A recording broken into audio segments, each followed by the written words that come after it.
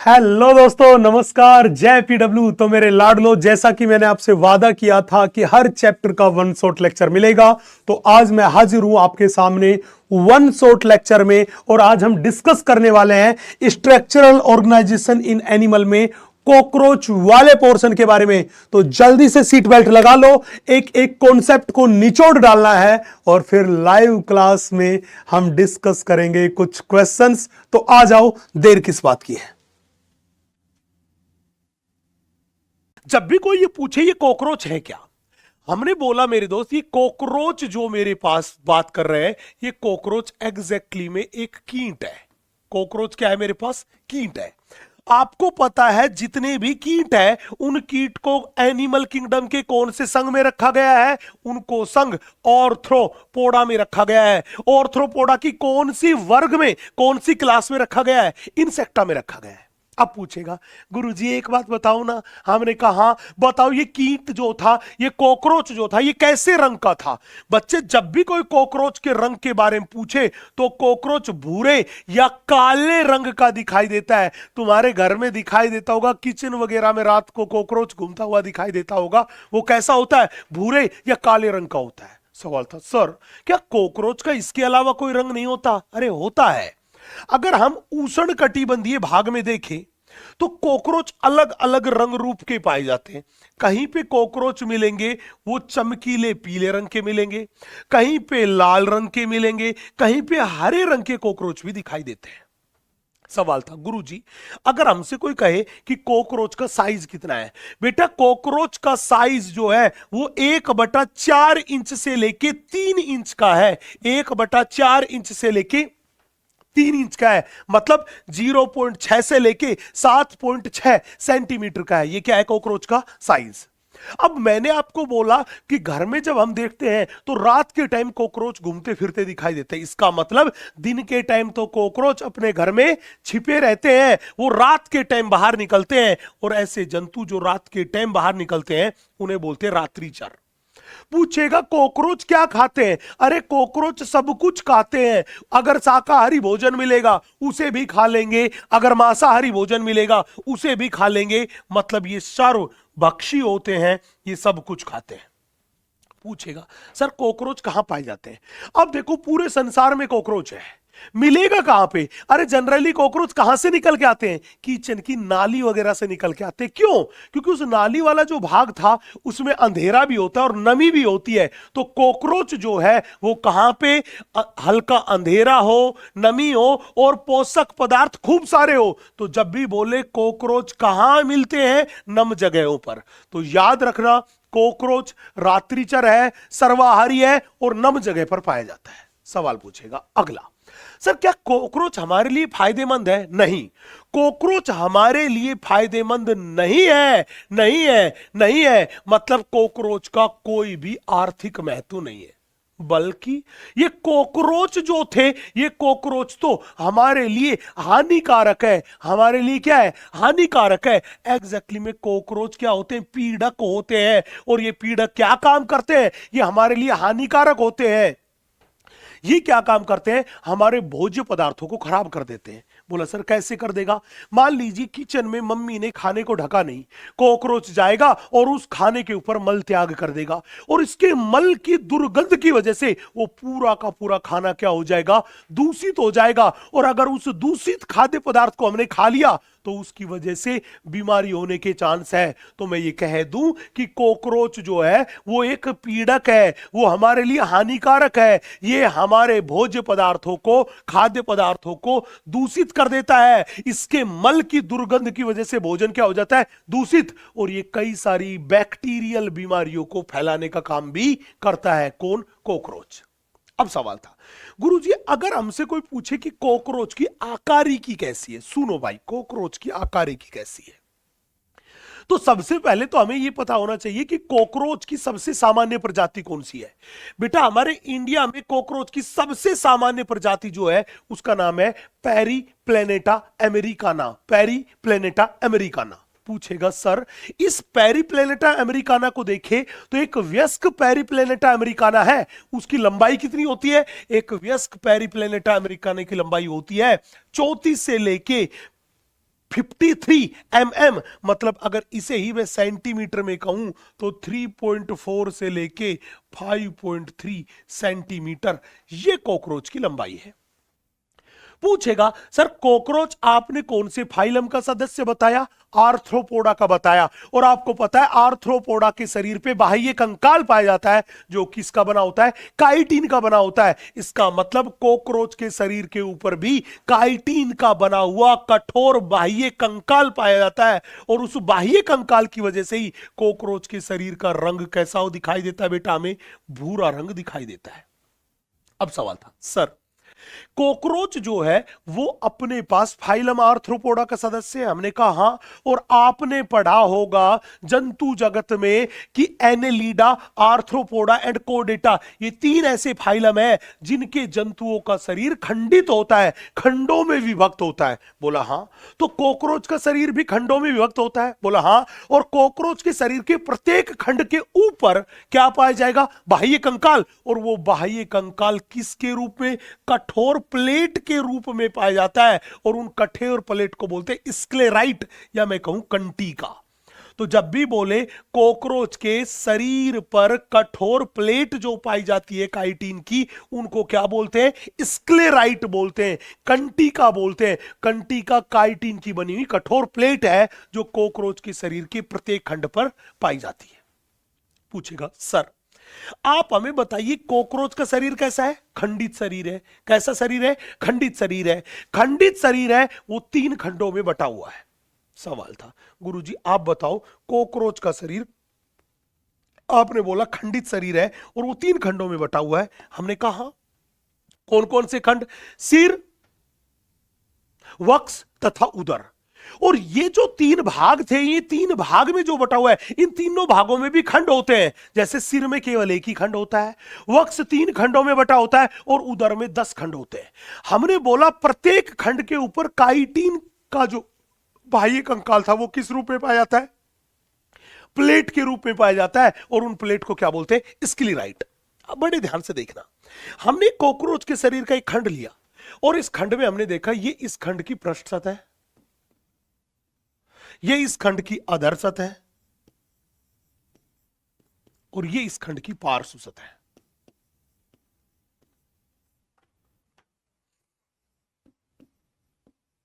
ये इस खंड की पार्श्व सतह है।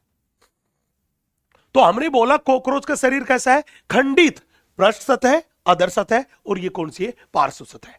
हमने बोला कॉकरोच के प्रत्येक खंड पर काइटिन की प्लेट पाई जाती है। आपने कहा हां, जो पृष्ठ सतह पर पाई जाती है उसे बोलते हैं पृष्ठक।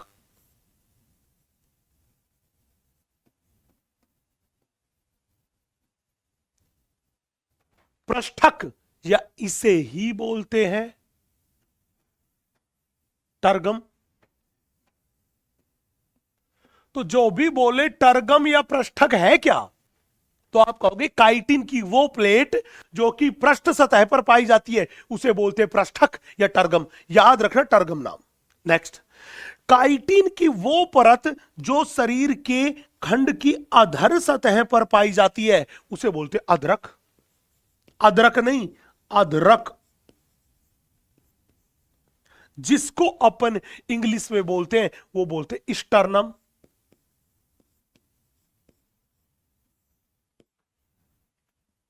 काइटिन की वो प्लेट जो शरीर की पार्श्व सतह पर पाई जाती है, इस पार्श्व सतह पर पाई जाने वाली प्लेट को अपन क्या बोलते हैं? इसे बोलते हैं प्लूरोन।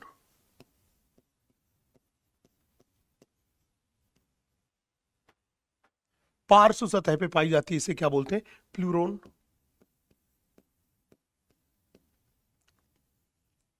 इसे बोलते हैं प्लूरोन। तो जब भी बोले बताओ ऐसे स्टर्नम जो शरीर की पृष्ठ सतह पर पाए जाते हैं उन्हें बोलते हैं टर्गम, जो शरीर की अधर सतह पर पाए जाते हैं उन्हें बोलते हैं स्टर्नम, जो शरीर की पार्श्व सतह पर पाए जाते हैं उन्हें क्या बोलते हैं? प्लूरोन। अब हमने क्या देखा? हमने देखा कि ये समीपवर्ती, ये जो समीपवर्ती स्क्लेराइट्स है ये आपस में एक पतली झिल्ली से जुड़े होते हैं। हमने बोल दिया ये लाल कलर की पतली सी झिल्ली है। इस पतली सी झिल्ली से ये आपस में क्या होते हैं? जुड़े होते हैं।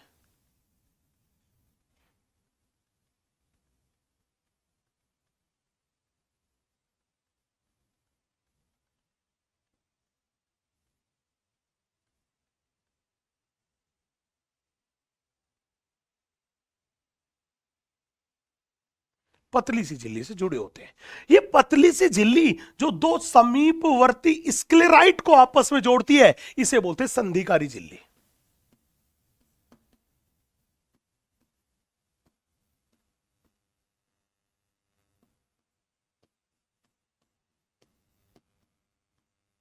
या इसी का दूसरा नाम है आर्थ्रोइडल मेम्ब्रेन। संधिकारी झिल्ली या इसे ही बोलते हैं आर्थ्रोइडल मेम्ब्रेन। जब भी बोले ये आर्थ्रोइडल मेम्ब्रेन है क्या, हमने बोला ये आर्थ्रोइडल मेम्ब्रेन एक पतली तथा लचीली झिल्ली है जो दो समीपवर्ती स्क्लेराइट को आपस में जोड़ती है। तो हमने बोला ये क्या है, हमने बोला ये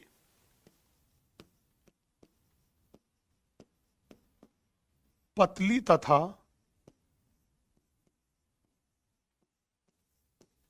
लचीली झिल्ली है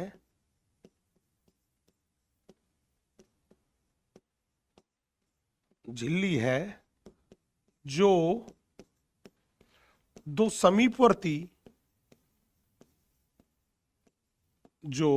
दो समीपवर्ती स्क्लेराइट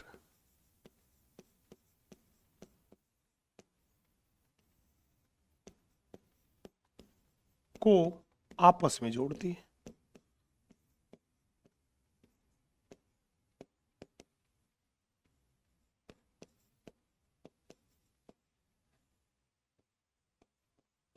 जो दो समीपवर्ती स्क्लेराइट को आपस में जोड़ती है, इसे ही क्या बोलते हैं, संधिकारी झिल्ली या आर्थ्रोइडल मेम्ब्रेन बोलते हैं।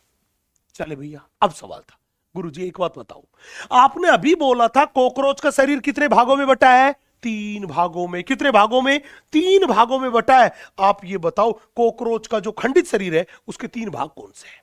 हमने बोला एक भाग है सिर, दूसरा भाग है वक्ष और तीसरा भाग है उदर।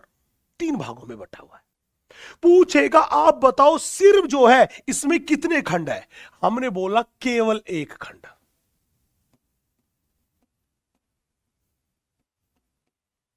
एक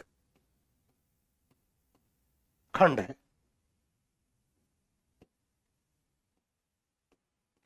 सिर में केवल क्या है, 1 खंड है। और ये सिर किससे घिरा हुआ है, ये एक काइटिन के कैप्सूल से घिरा है। हमने बोला ये 6 खंडों के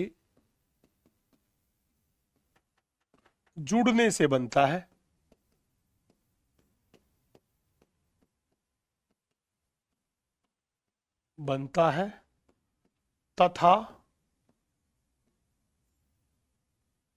तथा काइटिन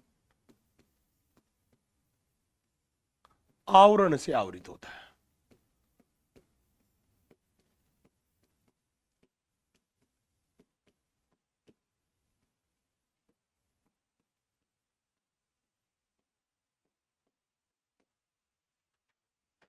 नेक्स्ट, दूसरा भाग कौन सा है, हमने बोला दूसरे भाग को बोलते हैं वक्ष।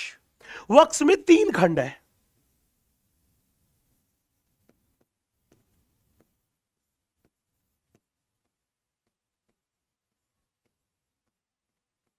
इसमें 3 खंड है। पूछेगा 3 खंड कौन कौन से हैं, हमने बोला प्रोथोरेक्स,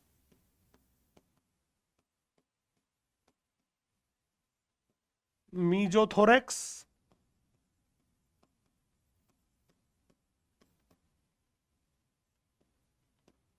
एंड मेटाथोरेक्स।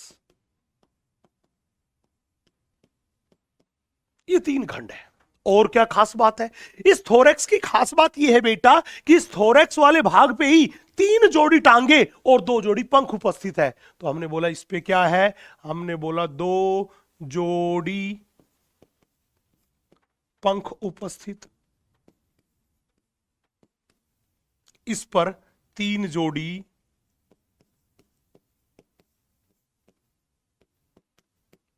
टांगे उपस्थित। किस पे, वक्ष भाग पे, थोरेक्स वाले भाग पे। नेक्स्ट, तीसरा जो भाग इसका है उसको बोलते हैं उदर भाग। क्या बोलते हैं, उदर भाग। इस उदर भाग में टोटल मिला के 10 खंड है।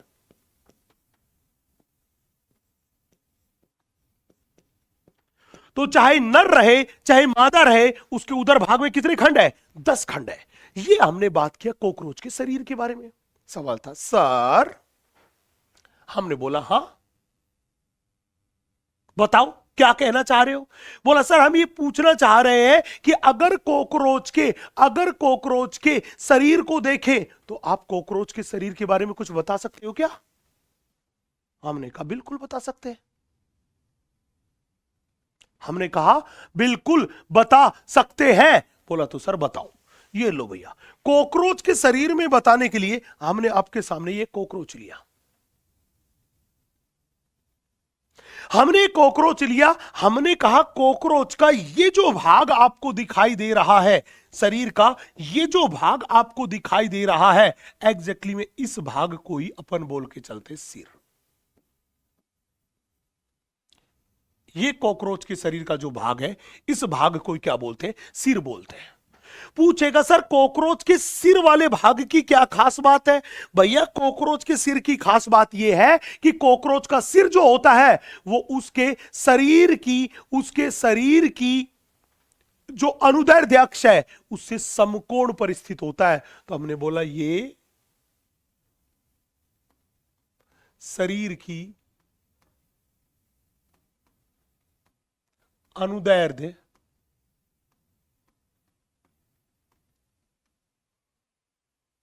अक्ष से समकोण पर स्थित।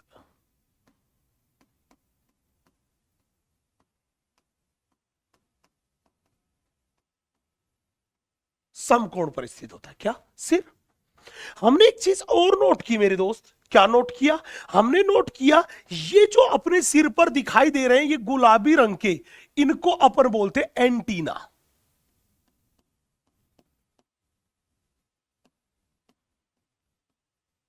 इनको क्या बोल के चलते?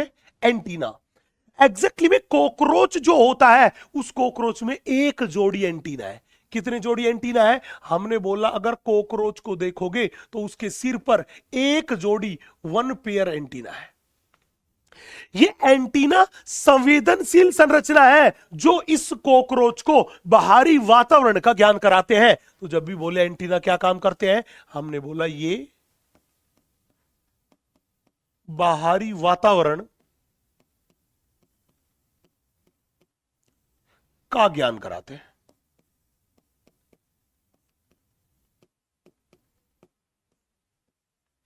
ये कॉकरोच को बाहरी वातावरण का ज्ञान कराते हैं। बोला ठीक बात है सर। और हमने बोला यहां पे कॉकरोच को देखिएगा, आपको ये कॉकरोच दिखाई दे रहा होगा, ये कॉकरोच की आईज है।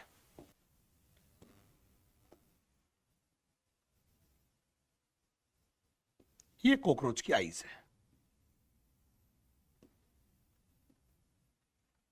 हमने बोला ये कॉकरोच की आंखें हैं, ये है संयुक्त नेत्र।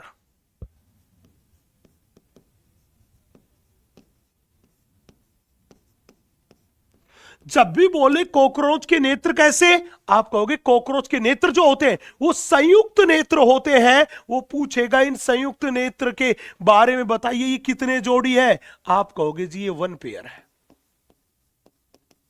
इन संयुक्त नेत्र की संरचनात्मक तथा क्रियात्मक इकाई जो होती है ओमेटिडिया। तो हमने बोला संरचनात्मक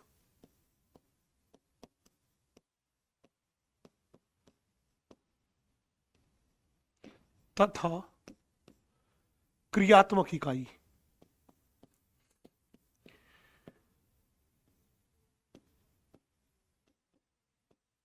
इनकी संरचनात्मक तथा क्रियात्मक इकाई क्या है? ओमेटिडिया। ये ओमेटिडिया इन नेत्रों की संरचनात्मक तथा क्रियात्मक इकाई है। बोलेगा गुरुजी अगर कॉकरोच का एक नेत्र बाहर निकाल लूं तो एक नेत्र में कितने ओमेटिडिया? तो हमने बोला जब भी एक नेत्र में ओमेटिडिया की संख्या पूछे तो हमने बोला 2000 ओमेटिडिया प्रत्येक नेत्र में उपस्थित। कितने ओमेटिडिया है एक नेत्र में? हमने बोला एक आंख में लगभग 2000 ओमेटिडिया उपस्थित है। किसके? कॉकरोच के। पूछेगा सर एक बात और बताओ। हमने कहा कॉकरोच की दृष्टि कैसी होती है? याद करो कॉकरोच क्या था? रात्रिचर जंतु था, रात्रि में बाहर निकलता था। तो कहने का मतलब इसका विजन, इसकी आंखें ऐसी होनी चाहिए ताकि कम लाइट में भी ये आसानी से देख सके। तो हमने बोला कॉकरोच की दृष्टि जब भी पूछे तो इसमें होता है मोजेक दृष्टि।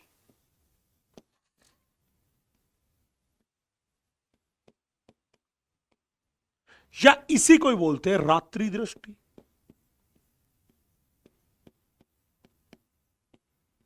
इसी को बोलते हैं मोजेक दृष्टि, या इसी को क्या बोलते हैं? रात्रि दृष्टि। सवाल सबसे बढ़िया था सर, मोजेक दृष्टि और रात्रि दृष्टि जो थी इसकी खास बात क्या थी? बेटा इस मोजेक दृष्टि की और रात्रि दृष्टि की खास बात यह थी कि इसकी संवेदनशीलता तो थी बहुत ज्यादा, एंड आवर्धन क्षमता जो थी, रिजोल्यूशन जो था, आवर्धन क्षमता जो थी वो थी कम। तो हमने बोला इसकी संवेदनशीलता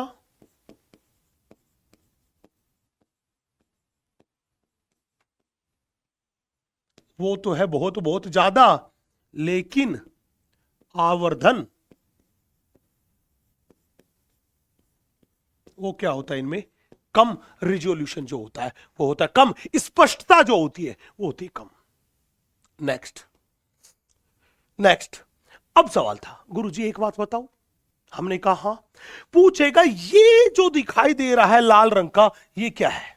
भैया ये जो दिखाई दे रहा है ये कॉकरोच का मुख है। ध्यान रखना कॉकरोच का मुख है वो काटने तथा चबाने प्रकार का है। कैसा है? हमने बोला ये मुख है, ये अपने पास है काटने तथा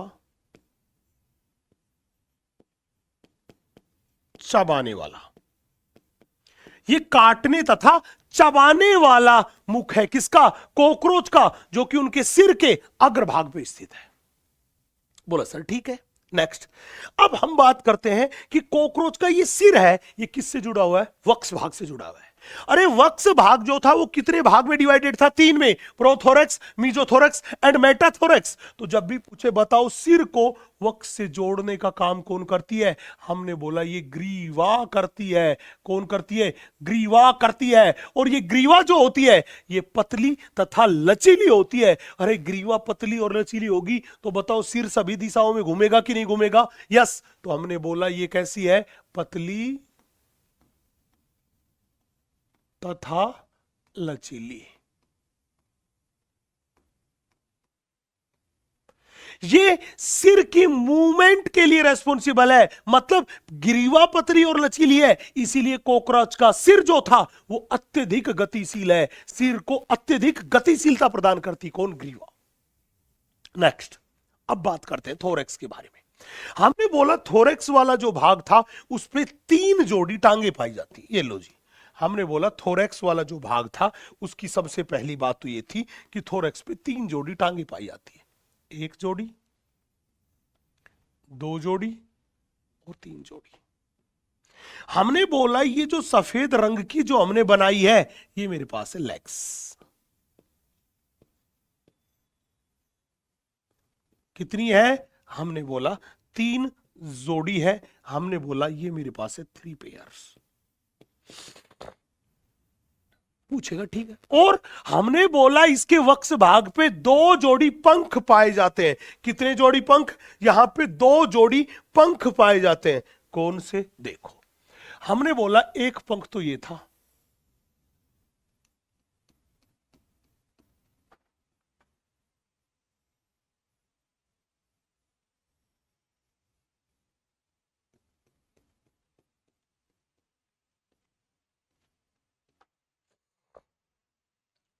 हमने बोला एक तो ये था। इस पंख को क्या बोला? हमने इसको बोल दिया अग्र पंख। इसे क्या बोल दिया? इसे बोल दिया अग्र पंख या टैगमीना या मीजोथोरेसिक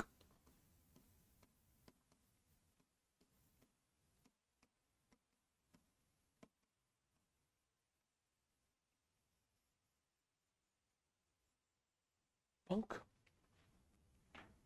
चल भैया, दूसरा पंख यहां पर था, ये रहा, बहुत छोटा सा, बहुत छोटा सा, ये रहा। ये जो पंख जो था, इसे बोल दिया पश्च पंख। या इसी पंख का दूसरा नाम था क्या? मेटाथोरेसिक।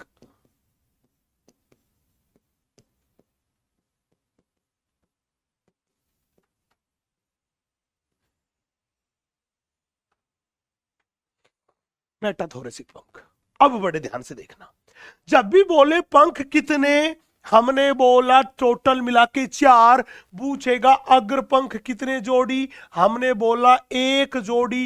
एक जोड़ी अग्र पंख होते हैं। पूछेगा ये कैसे होते हैं, हमने बोला ये लंबे गहरे तथा लैद्री होते हैं। हमने बोला ये कैसे होते हैं, हमने बोला लंबे गहरे रंग के तथा लैद्री होते हैं। पूछेगा ये क्या काम करते हैं, बेटा इन पंख से कॉकरोच का शरीर ढका होता है। तो अगर कोई कहे कि बताओ इन पंख का कार्य क्या है, तो मैं कह दूं ये शरीर को ढकने का काम करते हैं, दैट इज शरीर को सुरक्षा प्रदान करते हैं। तो क्या काम करते हैं, शरीर को सुरक्षा प्रदान करते हैं।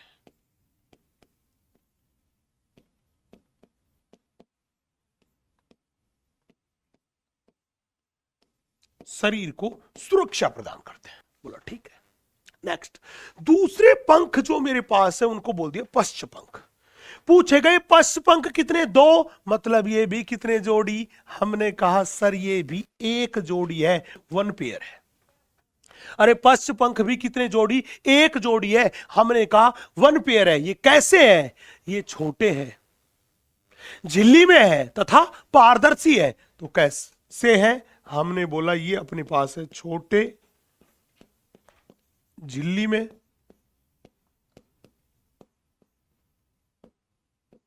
तथा पारदर्शी, तथा पारदर्शी। पूछेगा सर आप ही बताओ इन पश्च पंख का क्या काम है। अरे ये छोटे छोटे पंख है, इनकी सहायता से कॉकरोच है वो कुछ दूरी तक उड़ान भर सकता है। तो जब भी बोले कार्य क्या है इनका, हमने बोला उड़ने में सहायक।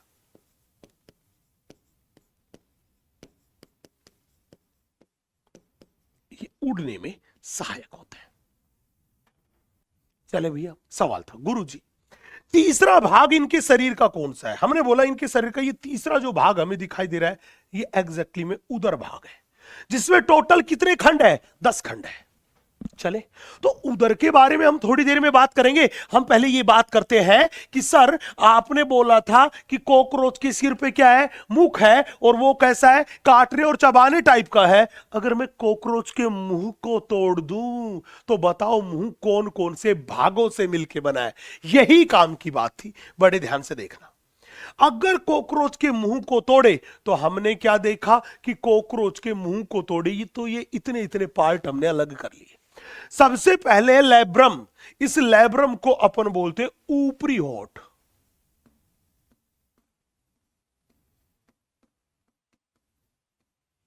दूसरा भाग है लैब्रियम, पहला है लैब्रम, दूसरा है लैबियम। इस लैबियम को बोलते हैं निचला होठ।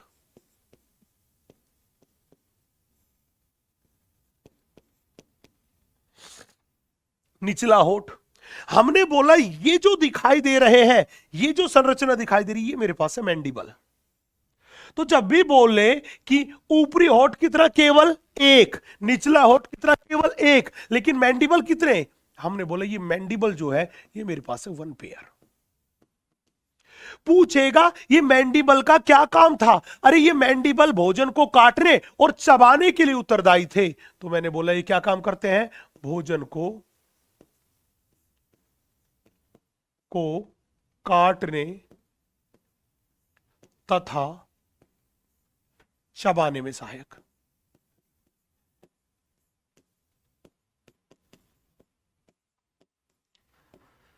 ये भोजन को काटने तथा चबाने में सहायक है। कौन? मैंडिबल। नेक्स्ट, इसके अलावा यहां पे देखिए हमको दिखाई जो दे रहा है वो दिखाई दे रहा है मेरे दोस्त मैग्जिला। ये रहा मैग्जिला, ये रहा मैग्जिला। सवाल यही पूछेगा सर मैग्जिला कितने? भैया बड़े ध्यान से देखना, मैग्जिला जो है वो अपने पास है 1 पेयर। कितने हैं? 1 पेयर। बच्चे मैग्जिला जो है ये पंख तथा एंटीना की सफाई में सहायक होते हैं। क्या काम करते हैं? तो हमने बोला ये पंख तथा एंटीना की सफाई में सहायक।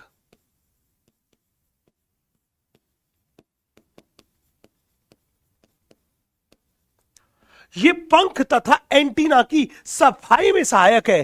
कौन? हमने बोला मैग्जिला। अब बड़े ध्यान से देखना, हमने एक चीज नोट करी। क्या? हमने बोला ये मैग्जिला जो थे, इस मैग्जिला को ध्यान से देखिए, इन मैग्जिला पे ये वाला भाग देखिए, ये वाला भाग देखिए, ये दोनों की दोनों तो ऐसी दो भुजाएं हैं। मैग्जिला की ये जो भुजाएं हैं, इन भुजाओं को बोलते हैं मैग्जिलरी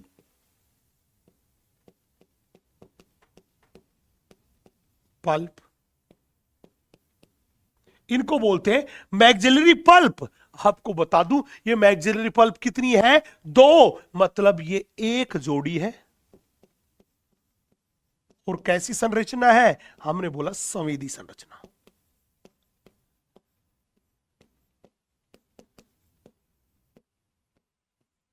संवेदी संरचना है। उसी तरह आप इस लैब्रम पे देखिए, आपको ये भुजाएं दिखाई दे रही होगी। यस, ये लैब्रम पे ये जो भुजाएं दिखाई दे रही है इसे बोलते हैं लैबियल, लैबियल पल्प। बेटा ये लैबियल पल्प भी कितनी दिखाई दे रही है आपको? 2। कितनी दिखाई दे रही है? 2, मतलब ये भी कैसी है? हमने बोला ये भी मेरे पास है 1 पेयर। ये भी कैसी है? हमने बोला ये भी संवेदी संरचना है।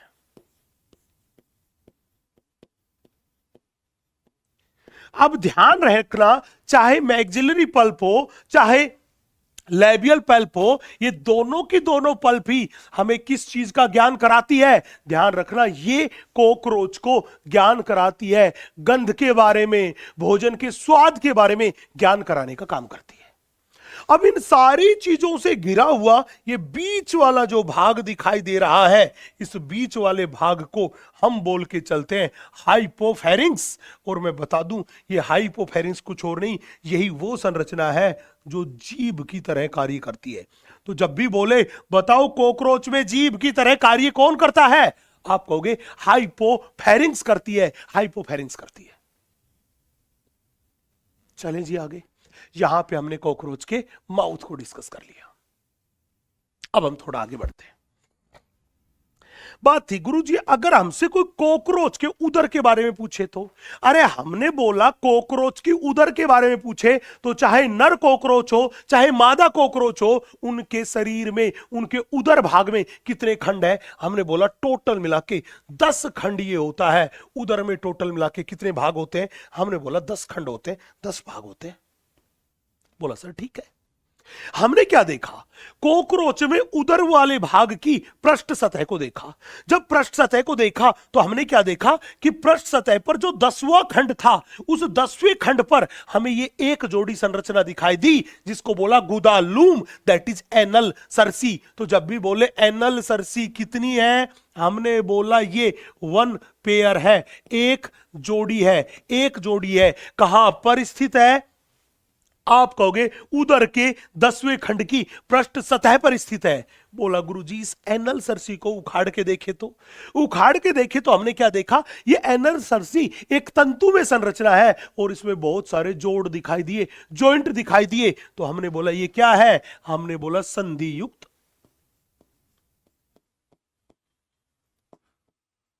संधि युक्त तंतु में संरचना। ये अपने पास क्या है? हमने बोला ये संधि युक्त तंतु में संरचना है। कौन? गुदालूम। तो एनल सरसी कैसी है? संधि युक्त तंतु में संरचना है। बोला सर ठीक है। गुरुजी एक बात बताओ, क्या आप बताओ ये एनल सरसी किस में मिलेगा, नर में मिलेगा कि मादा में? भाई चाहे नर कोकरोच को देख लो, उसके भी उदर के 10वें खंड की पृष्ठ सतह पर एनल सरसी मिलेगा, एक जोड़ी। चाहे मादा को देख लो, उसमें भी मिलेगा। तो मैंने बोला ये दोनों में उपस्थित, नर व मादा दोनों में उपस्थित।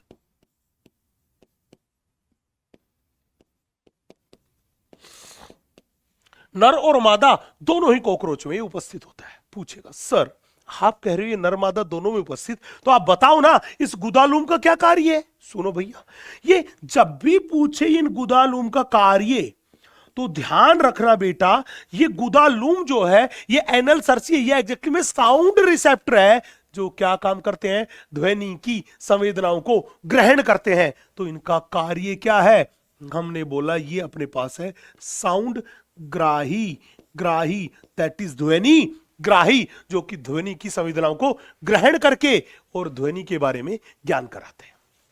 बोला सर ठीक है। अब गुरुजी बताओ अगर हम अधर सतह को देखें तो? बेटा अगर उदर की अधर सतह को देखें तो सबसे पहले हमने बात किया वो इस 7वें उदरीय खंड के बारे में बात किया। बेटा याद करो 7वें उदरीय खंड की अधर सतह पर जो पाया जाएगा उस स्क्लेराइट को क्या बोलेंगे? स्टर्नम। तो हमने बोला कि मादा में सेवंथ स्टर्नम, स्टर्नम क्या था? वो काइटिन की प्लेट जो अधर सतह पर पाई जाती थी। सेवंथ स्टर्नम नौकाकार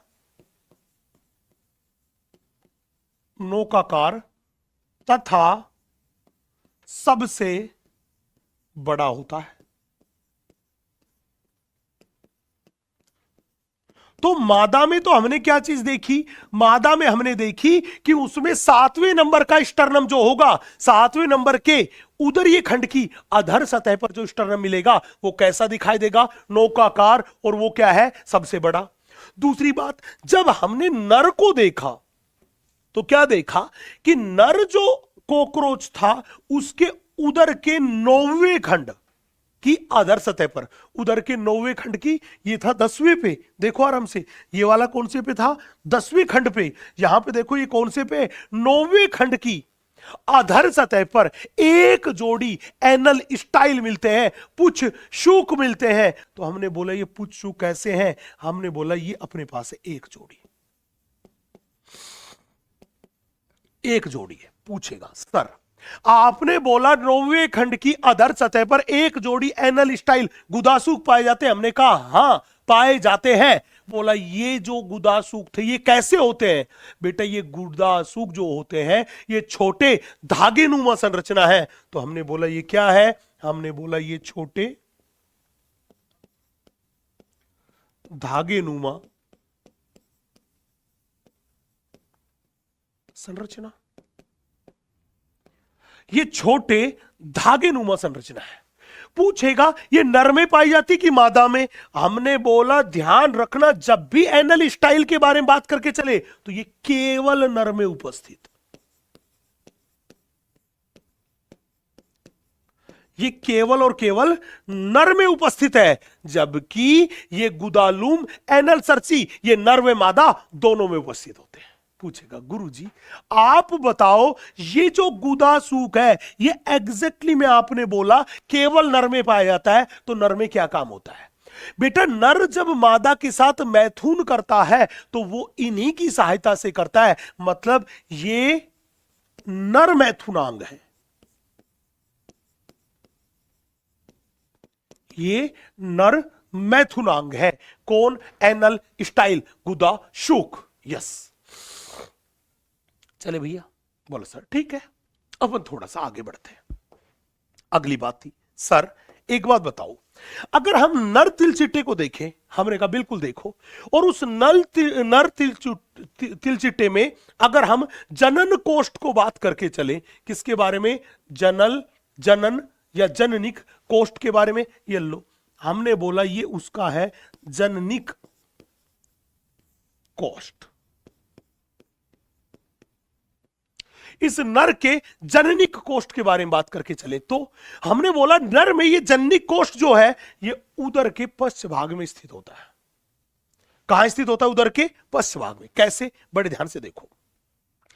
हमने बोला कॉकरोच जो था, उस कॉकरोच को ध्यान से पढ़े तो हमने बोला ये मान लीजिए कॉकरोच के शरीर की पृष्ठ सतह है, और ये कॉकरोच के शरीर की कौन सी सतह है? अधर सतह है। बोला सर ठीक है। हमने क्या देखा? ये जनिक कोष्ठ जो था ये पृष्ठ सतह पर किससे? 9 नंबर के पृष्ठक, दैट इज ये मेरे पास है 9th टर्गम, 9th टर्गम, पृष्ठ सतह पर 9th टर्गम तथा 10th टर्गम से घिरा होता है। जबकि आधार सतह पर, जबकि आधार सतह पर ये किससे घिरा होता है? ये 9th स्टर्नम से घिरा होता है। आधार सतह पर ये 9th स्टर्नम से घिरा होता है। तो जब भी बोले नर का जननिक कोष्ठ, आप कहोगे पृष्ठ सतह पर 9th टर्गम तथा 10th टर्गम से घिरा होता है, जबकि आधार सतह पर 9वें स्टर्नम से घिरा होता है। अब क्या देखा? हमने देखा इस जननिक कोष्ठ को अगर आप ध्यान से देखोगे तो इस जननिक कोष्ठ की पृष्ठ सतह पर यहां पर ये एक द्वार दिखाई दिया। ये यहां पर जो द्वार दिखाई दिया, इस द्वार को अपन क्या बोलते हैं? इसको अपन बोलते हैं गुदा। तो जब भी बोले ये गुदा जो है ये जननिक कोष्ठ की कौन सी सतह पर? हमने बोला इस जननिक कोष्ठ की पृष्ठ सतह पर स्थित। हमने बोला कहां पर? हमने बोला पृष्ठ सतह पर।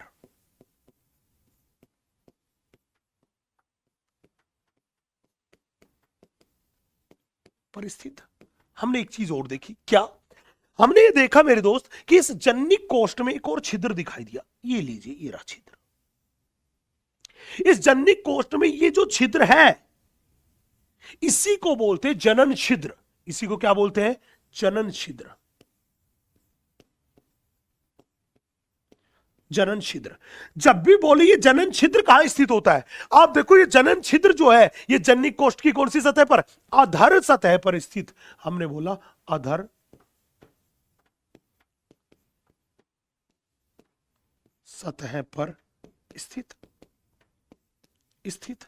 भाई ये जननिक छिद्र है तो ये खुला तो नहीं हो सकता, इसके चारों तरफ कोई ना कोई तो आवरण होना चाहिए। आपने कहा सर बिल्कुल होना चाहिए। तो हमने क्या देखा? ये जो जननिक छिद्र था, इस जननिक छिद्र के चारों तरफ हमें एक आवरण दिखाई दिया। ये लीजिए, ये जो आवरण है ये एग्जैक्टली में असममित काइटिन की प्लेट है, जिन्हें अपन बोलते हैं गोनेपोफाइसिस। ये मेरे पास है गोनेपोफाइसिस।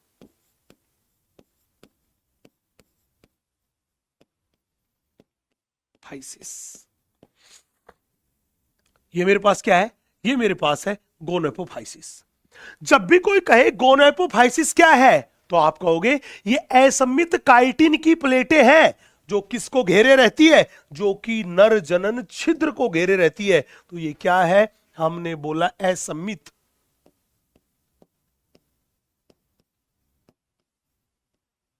Chitin plates. किसको घेरे रहती है? हमने बोला नर जनन छिद्र को घेरे रहती है। तो हमने बोला ये नर जनन छिद्र को घेरे होती है।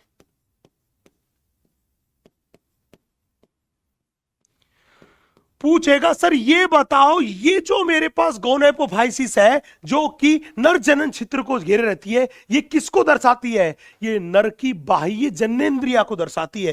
तो मैंने बोला ये नर की बाह्य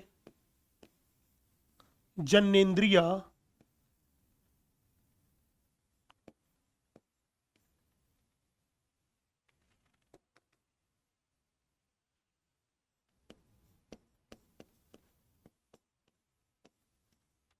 को दर्शाती है।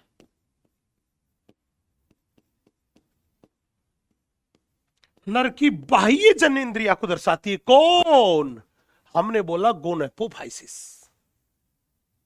ये पूरी की पूरी कहानी किसके बारे में? नर के जननी कोष्ठ के बारे में। सवाल था सर ये तो आपने नर जननी कोष्ठ के बारे में बताया, अगर कोई पूछे मादा जननी कोष्ठ के बारे में बताओ तो सुनो, अगर कोई कहे मादा जननी कोष्ठ के बारे में बताओ तो ध्यान रखना, जब भी मादा जननी कोष्ठ के बारे में बात करके चले या मादा जनन कोष्ठ के बारे में बात करके चले तो आप मान लेना ये मेरे पास मादा जननी कोष्ठ है।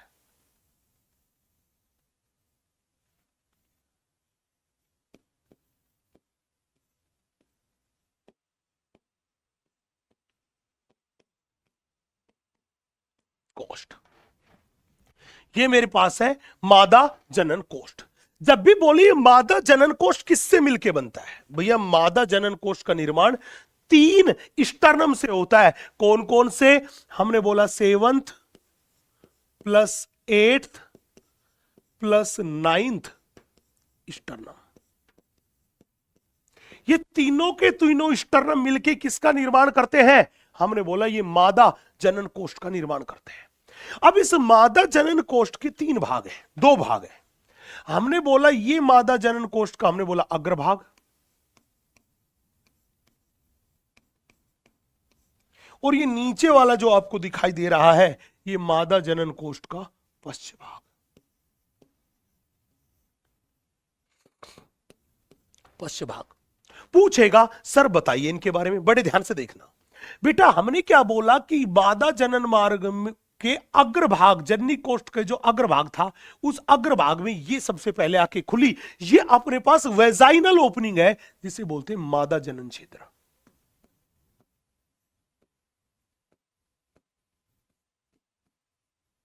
जो कि वेजाइना का द्वार है। ये क्या है? मादा जनन छिद्र है। नेक्स्ट हमने बोला इस मादा जनन छिद्र है, अगर हम और थोड़ा सा देखें तो इसके इस साइड में यहां पे हमें यहां पे ये इसके बगल में ही एक और छिद्र दिखाई दिया। हमने बोला ये जो छिद्र आपको दिखाई दे रहा है ये एग्जैक्टली में स्पर्मेथिकल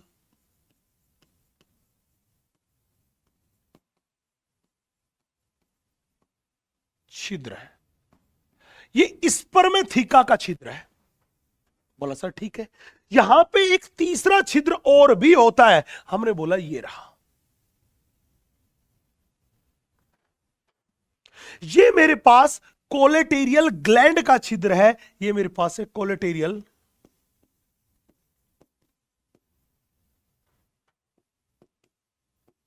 ग्रंथि छिद्र।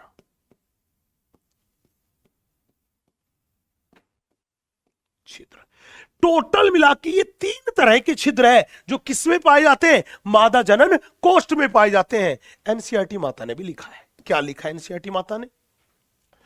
कि 7th अदरक नौकाकार होता है, मैं पहले ही बता चुका हूं। 8th 9th अदरक के साथ मिलके जनन कोष्ठ बनाता है। तो जनन कोष्ठ किससे बना? 7th 8th and 9th sternum से बना। नेक्स्ट ये कह रहा है जनन कोष्ठ के अग्रभाग में मादा जनन छिद्र, स्पर्मेथिकल छिद्र and some parsic gland that is कोलेटेरियल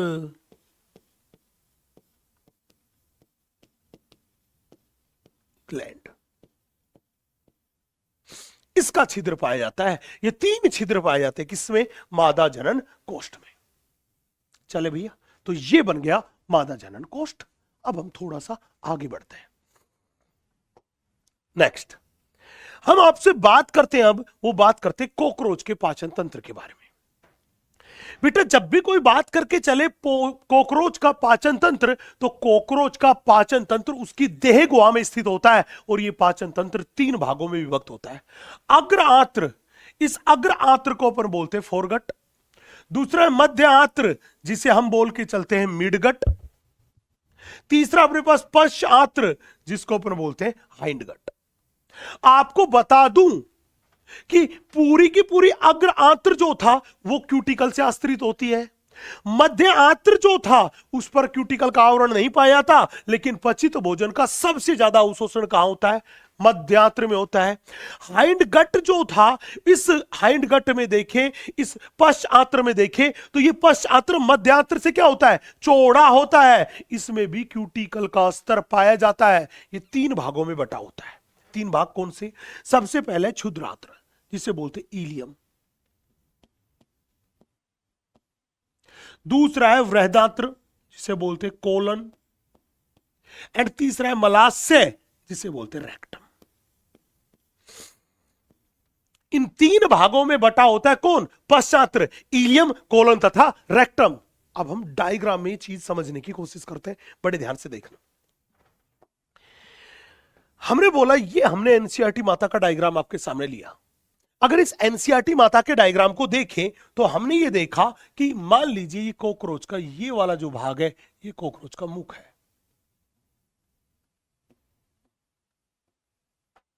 मुख किस में जाके खुलेगा? मुख गुहा में, और मुख गुहा जो थी उस मुख गुहा में ही आग के खुलती है लार ग्रंथियां। क्या खुलती है? लार ग्रंथियां। सवाल यह था कि कॉकरोच में लार ग्रंथियां कितनी होती है? ध्यान रखना, लार ग्रंथि जो होती है वो 1 पेयर होती है। कॉकरोच में लार ग्रंथि कितनी होती है? एक जोड़ी होती है। कैसी होती है? हमने बोला द्विपालित होती है। एक जोड़ी होती है, द्विपालित होती है। पूछेगा लार ग्रंथियों का क्या काम? अरे नाम ही लार ग्रंथि है, तो मैंने बोला ये लार का स्रावण करती है।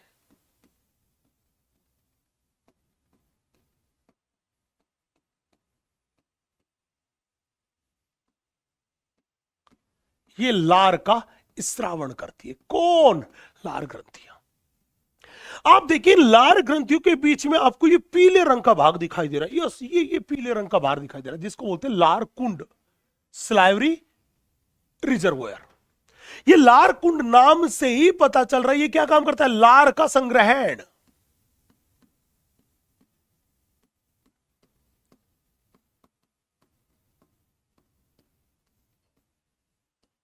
ये काम है किसका? किसका काम है? लार कुंड का काम है लार का संग्रहण करना। अब हमने बोला कि भोजन जो था वो मुख से ग्रहण किया, वो मुख गुहा में आया, मुख गुहा से होता हुआ वो पहुंचा वो ग्रसनी में। ग्रसनी किसको बोलते हैं? फेरिंग्स को। और वहां से होता हुआ भोजन आगे आया। ये अगले वाला भाग है ग्रिसिका। इस ग्रिसिका को ही इंग्लिश में बोलते हैं ईसोफेगस। क्या बोलते हैं? ईसोफेगस। ईसोफेगस से भोजन आया और भोजन आके इस भाग में हो गया इकट्ठा। ये जो भाग है इसे बोलते हैं सशस्त्र, या मैं कहूं इसे ही बोलते हैं इंग्लिश में क्रोप। आप क्रोप वर्ड याद रखना। क्या बोलते हैं? क्रोप। ध्यान रखना, इस क्रोप का काम है भोजन का संग्रहण करना, और भोजन का सर्वाधिक पाचन भी कहा होता है क्रोप में। तो हमने बोला ये भोजन संग्रहण करता है,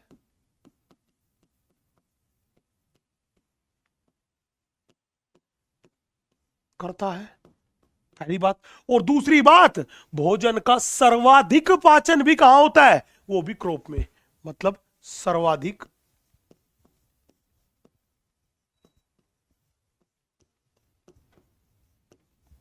पाचन का स्थल जो है वो भी अपने पास क्या है? क्रोप। चले, ये क्रोप आगे जाके किस में खुला? बेटा ये क्रोप जो था ये आगे जाके खुला, वो आगे जाके खुला पेसनी में। आपको बता दो इस पेसनी को ही बोलते गीजार्ड।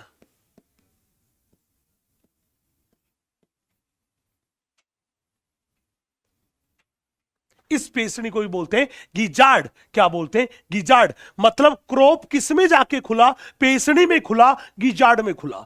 तो इस मुख से लेके गीजार्ड तक का भाग, इस मुख से लेके गीजार्ड तक का भाग ये किस में आता है? अग्रांत्र में आता है। किस में आता है? अग्रांत्र में आता है। अब सवाल था सर एक बात बताओ, क्या अगर बात करके चले तो इस गीजार्ड का क्या काम था? क्या काम था? और इस गिजार्ड के बाद भोजन आगे कहां गया? बड़े ध्यान से देखना, बड़े ध्यान से देखना। यस, हमने बोला बच्चे, अभी हमने थोड़ी देर पहले आपसे बात करी कि क्रोप जो था उस क्रोप में भोजन का सर्वाधिक पाचन होता है, और वो मेरे पास है आंशिक पचित भोजन। तो हमने मान लिया ये मेरे पास जो भाग है ये मेरे पास क्या है? हमने बोला ये मान लीजिए मेरे पास क्रोप था, और इस क्रोप के अंदर ये मैंने बोला जो गुलाबी रंग का भरा पड़ा है मेरे पास, ये आंशिक पचित भोजन है।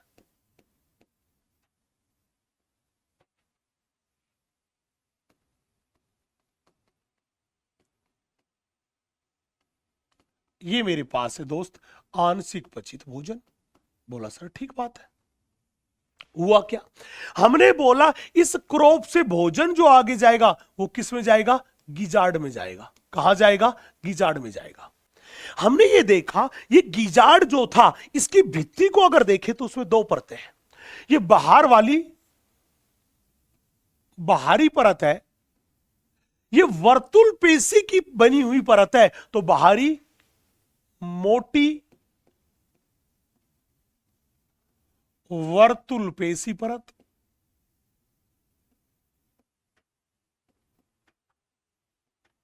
ये बाहर की है, मोटी है, किसकी है, वर्तुल पेशी की बनी हुई परत है।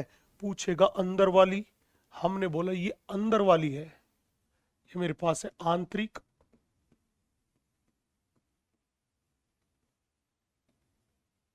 मोटी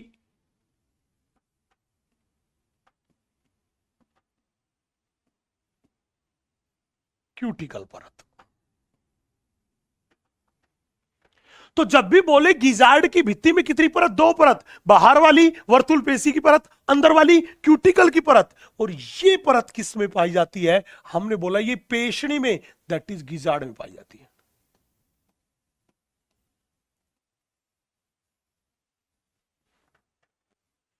चले, हमने क्या देखा, हमने देखा इस गिजार्ड के अग्रभाग को ध्यान से देखना। इस गिजार्ड के अग्रभाग में हमने देखा यहां पे ये दांत के समान संरचना दिखाई दी। और ये टोटल कितने थे संख्या में, 6। हमने बोला ये जो अपने पास दांत के समान दिखाई दी ये एग्जैक्टली में काइटिनस टीथ थे। कितने थे, 6 काइटिनस टीथ।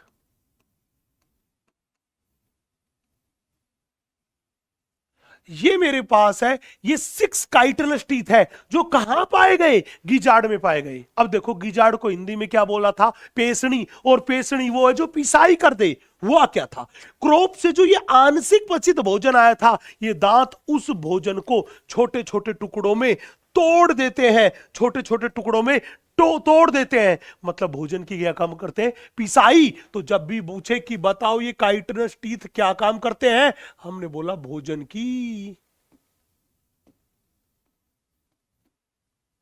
पिसाई करते हैं,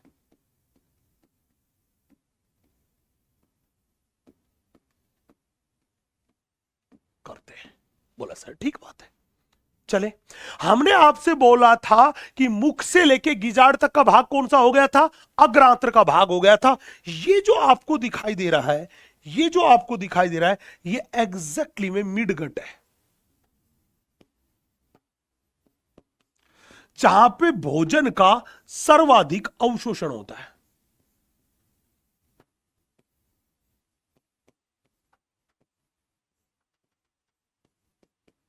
सर्वाधिक अवशोषण का स्थल।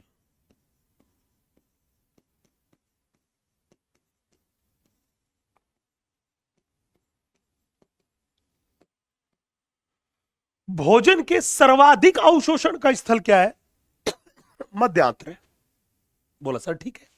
यहां पे देखो, हमने बोला भोजन जो था वो क्या काम करेगा, वो इस गिजार्ड से होता हुआ कहां आएगा, इस मध्यांत्र में आएगा। लेकिन हमने क्या देखा, अग्रांत्र और मध्यांत्र के बीच में तो यहां पे एक कपाट है, और इस कपाट को क्या बोलते हैं, स्टोमोडियम वेल्व, स्टोमोडियम कपाट बोलते हैं। ये कपाट क्या काम करता है, जब ये कपाट खुलेगा तो गिजार्ड से भोजन कहां जाएगा, मध्यांत्र में आ जाएगा। मतलब अग्रांत्र से भोजन कहां जाएगा, मध्यांत्र में आ जाएगा। भोजन के उल्टे प्रवाह को रोकता है, मध्यांत्र से वापस जाने से रोकता है। तो ये भोजन के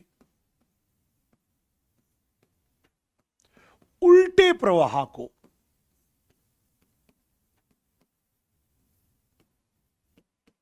रोकता है।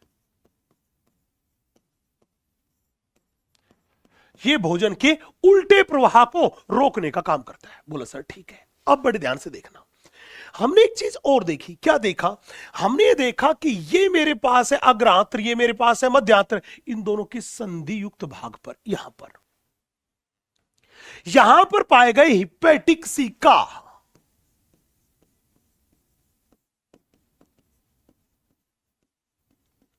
यहां पे पाए गए हिपैटिक सिक्का, ये देखिए, ये रहे यकृतीय अंधनाल, इन्हीं को बोलते हैं हिपैटिक सिक्का। पूछेगा ये यकृतीय अंधनाल कहां पर पाए जाते हैं? आप कहोगे अग्रांत्र और मध्यांत्र की संधि पर उपस्थित। हमने बोला ये 6 से 8 अंध नलिकाओं, अंध नलिकाओं की वलय है। कहां पर स्थित? हमने बोला ये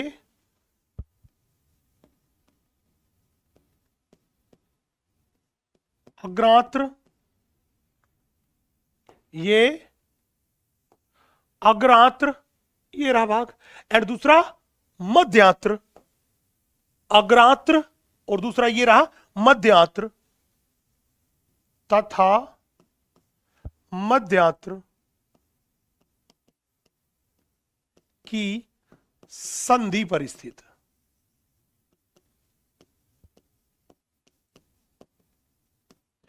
पूछेगा गुरुजी ये हिपैटिक सिक्का जो है ये क्या काम करते हैं? हमने बोला इनका काम है पाचन रसों का स्रावण करना। हमने बोला ये पाचन रसों का श्रावण करते हैं।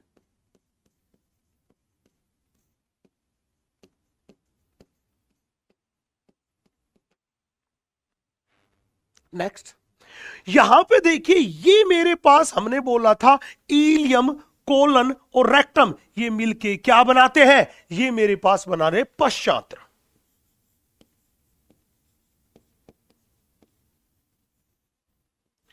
ये तीनों के तीनों मिलके क्या बना रहे हैं? ये तीनों के तीनों मिलके बना रहे पश्चात्र।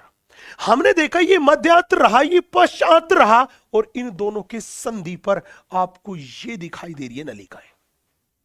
ये मेरे पास नलिका है, इन्हें बोलते हैं मैलपिगियन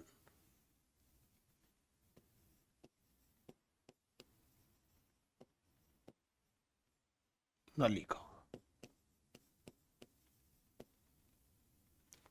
इन्हें क्या बोलते हैं? इन्हें बोलते हैं मैलपिगियन नलिका।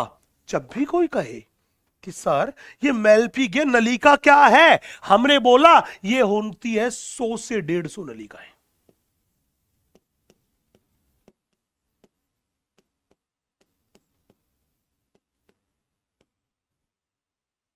ये अपने पास 100 से 150 नलिकाएं हैं। कहां पर पाई जाती है? मध्यांत्र तथा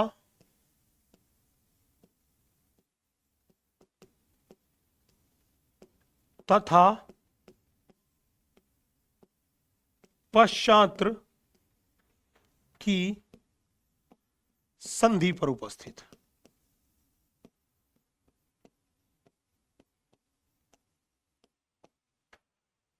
की संधि पर उपस्थित क्या काम करती है? हमने बोला मुख्य उत्सर्जी संरचना है।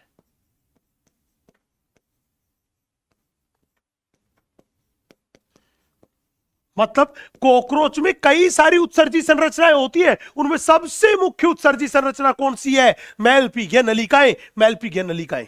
यस, चले ये पूरा का पूरा हमने पढ़ लिया कॉकरोच का पाचन तंत्र। पाचन तंत्र के बाद अब हम अगले के बारे में बात करते हैं। अगला मेरे पास है कॉकरोच का श्वसन तंत्र। बेटा कॉकरोच में श्वसन के लिए पूरे के पूरे तंत्र शरीर में श्वास नली का जाल पाया जाता है, श्वास नली का जाल पाया जाता है। तो श्वसन किसके द्वारा होता है? तो हमने बोला ट्रेकियल तंत्र के जाल द्वारा। तो जब भी बोले बताओ कॉकरोच में श्वसन किसके द्वारा होता है, हमने बोला ट्रेकियल तंत्र के जाल के द्वारा होता है। क्या श्वसन? पूछेगा सर, हमने कहा जी हां। आप ये बताओ इसका जो ट्रेकियल तंत्र होता है उस ट्रेकियल तंत्र के द्वार को क्या बोलते हैं? बेटे इनका जो ट्रेकियल तंत्र होता है जिसके द्वारा बाहर की वायु शरीर में प्रवेश करती है उसे बोलते हैं स्पाइरेकल। तो हमने बोला ट्रैकियल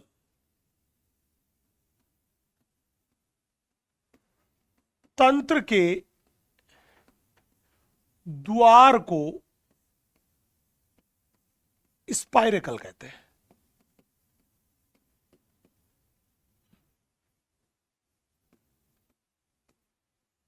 क्या कहते हैं? स्पाइरेकल कहते हैं। पूछेगा सर एक बात बताओ, ये स्पाइरेकल जो है, जो कि ट्रेकियल तंत्र का जाल है, ये कहां पर पाया जाता है? बड़े ध्यान से देखो।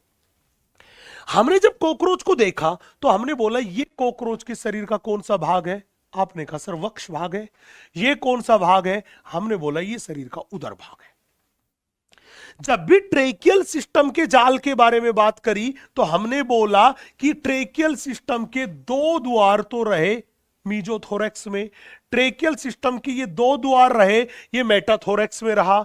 एक जोड़ी द्वार ये रहा, एक जोड़ी द्वार ये रहा, ये रहा, ये रहा, ये रहा, ये रहा, ये रहा एंड ये रहा। तो जब भी कोई कहे स्पाइरेकल की संख्या, अगर कोई कहे स्पाइरेकल की संख्या, तो ध्यान रखना कॉकरोच में स्पाइरेकल की संख्या कितनी है? वो टोटल मिला के 10 जोड़ी। जब भी बोले कॉकरोच में स्पाइरेकल्स की संख्या कितनी है, आप कहोगे 10 जोड़ी। बोला सर कैसे? भैया यहां पे देखना, यहां पे टोटल मिला के 2 जोड़ी स्पाइरेकल है, जो कहां पे उपस्थित है? वक्ष पर उपस्थित है। तो हमने बोला ये मेरे पास है 2 जोड़ी वक्षीय स्पाइरेकल। हमने बोला यहां पे देखना आप, ये मेरे पास टोटल मिला के कितने हुए? 8 जोड़ी। ये मेरे पास हुए 8 जोड़ी उधर ये स्पाइरेकल्स। तो हमने बोला 2 जोड़ी कहां पर? वक्षीय भाग में। 8 जोड़ी कहां पर? उदरीय भाग में। तो टोटल मिला के कितने स्पाइरेकल हो गए? हमने बोला 10 जोड़ी स्पाइरेकल हो गए। सवाल था गुरुजी ठीक है, लेकिन ये बताओ इन स्पाइरेकल के द्वारा वायु गई कैसे? बड़े ध्यान से देखो, बड़े ध्यान से देखो। हमने ये पूरा का पूरा जाल बनाया। हमने कहा इस जाल को बड़े ध्यान से देखना। ये जो ओपनिंग आपको दिखाई दे रही है, ये द्वार जो आपको दिखाई दे रहा है, ये मेरे पास है स्पाइरेकल।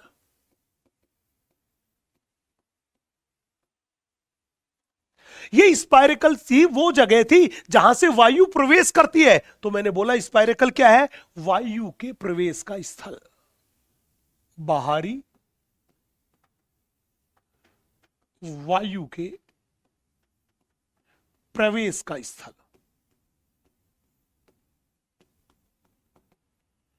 ये बाहरी वायु के प्रवेश का स्थल है, जिसे क्या बोल दिया? स्पाइरेकल। बोला सर ठीक है। हमने क्या देखा, इस स्पाइरेकल पर यहां पर ये लाल रंग की संरचना दिखाई दे रही है, ये है अवरोधनी।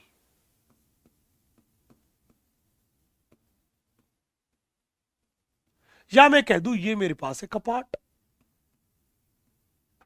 ये अवरोधनी और कपाट क्या काम करता है? ये इस स्पाइरेकल के खुलने का नियंत्रण करता है। तो हमने बोला ये क्या काम करता है? हमने बोला स्पाइरेकल के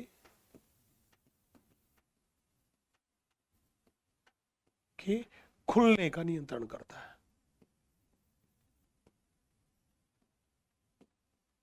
नियंत्रण करता है।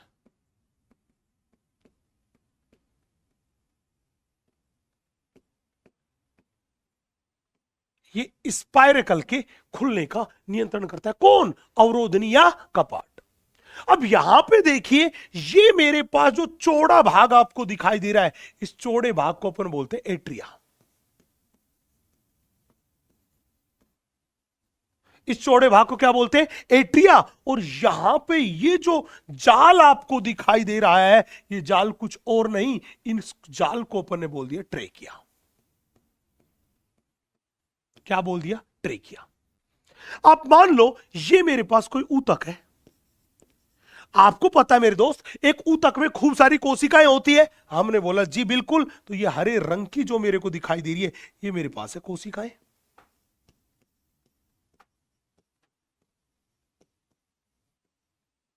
मेरे पास है कोशिकाएं। हमने बोला ये ट्रेकिया किसी भी ऊतक में जाएगी और ऊतक में जाके कई सारी शाखाओं में बट जाएगी। ये रही मेरे पास शाखाएं। इन शाखाओं को ही बोलते हैं ट्रैक्यूल्स।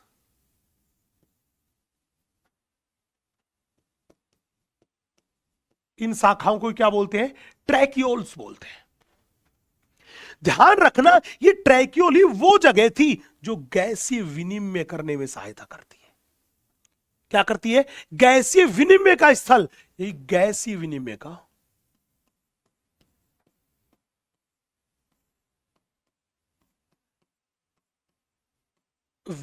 का मुख्य स्थल है।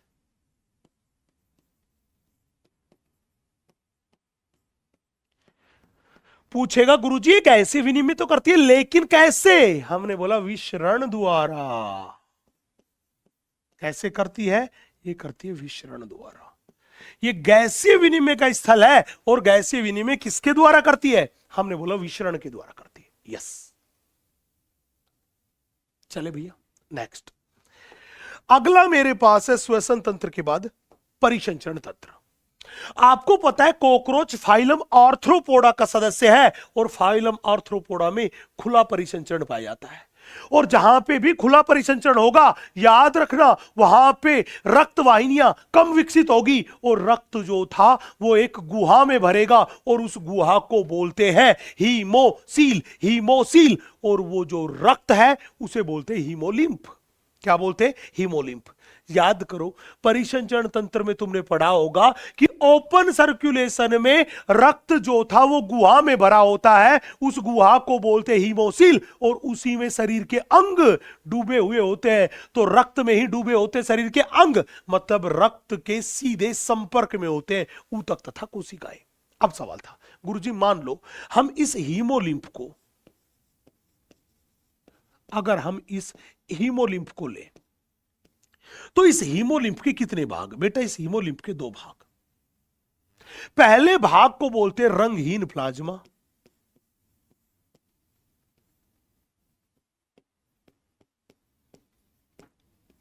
एंड दूसरा जो भाग होता है वो होते हैं रुधिराणु, जिसको बोलते हैं हीमोसाइट। इन दो चीजों से मिलकर बना होता है क्या? हीमोलिम्फ। क्या बना होता है? हीमोलिम्फ। सवाल था गुरुजी एक बात बताओ, क्या अगर हम कॉकरोच के हार्ट को देखें तो? बिल्कुल, हम कॉकरोच के हृदय को देख लेते। ये लो, हमने बोला कॉकरोच के हृदय को देखें तो हृदय में 13 कक्ष होते हैं, और वो शरीर की पृष्ठ सतह पर स्थित होता है। तो हमने बोला पृष्ठ सतह पर स्थित, पहली बात। और कितना? हमने बोला 13 कक्षीय हृदय। बेटा जैसे हमारे हृदय में कितने कक्ष? 4। कॉकरोच के हृदय में कितने कक्ष? 13 कक्ष। अब देखो, मान लीजिए कॉकरोच के शरीर का अग्रभाग है। ये शरीर का कौन सा भाग हुआ? पश्च भाग। सीधी बात है। बोला हां। हमने बोला कॉकरोच के शरीर में, कॉकरोच के शरीर में हमने बोला खूब सारे खंड थे, और उसमें हृदय जो है, उस हृदय में भी टोटल कितने चैम्बर है, कक्ष है? कितने कक्ष है? आपने बोला हृदय एक है, और कक्ष कितने हैं? आपने बोला 13 कक्ष है। हमने कहा ठीक है। अब देखो कॉकरोच के हृदय का ये जो सबसे ऊपर दिखाया गया है, ये सबसे पहले नंबर का कक्ष है, और ये सबसे नीचे दिखाया गया है, ये 13 नंबर का कक्ष है। बेटा कॉकरोच के हृदय का ये जो सबसे पहले दिखाया गया कक्ष है, इसको बोलते हैं अग्र महाधमनी।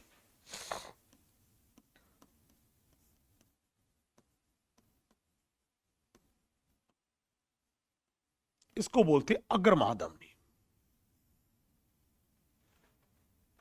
जब भी बोले अग्र महाधमनी क्या है, हमने बोला कॉकरोच के हृदय का प्रथम तथा सबसे बड़ा कक्ष।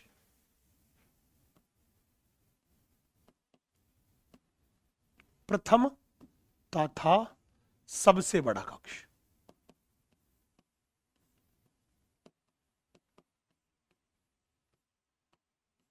प्रथम तथा सबसे बड़े कक्ष को क्या बोलते हैं? अग्र महाधमनी बोलते हैं। बोला ठीक है। यहां पे आप देखो, यहां पे आप देखो, आपको ये काली काली सी स्ट्रक्चर कुछ दिखाई दे रही होगी। ये एग्जैक्टली में एलेरी मसल्स है, एलेरी फेसी है।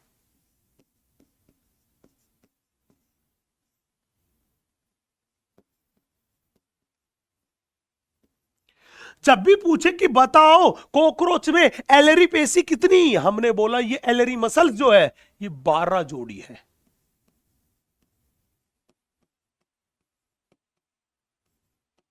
पूछेगा ये किस में सहायता करती है? बेटा इन पेशियों में संकुचन और अनुशिथिलन होता है, तभी रक्त का क्या होता है? प्रवाह। तो या रक्त का क्या होता है? परिसंचरण। तो हमने बोला ये रक्त परिसंचरण में सहायक।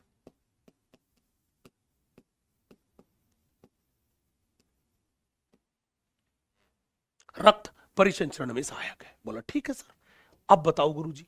हमने कहा और पूछो। बोला सर ये क्या है? हमने बोला ये जो आपको दिखाई दे रहे हैं ये हार्ट के कक्ष है, हृदय कक्ष है।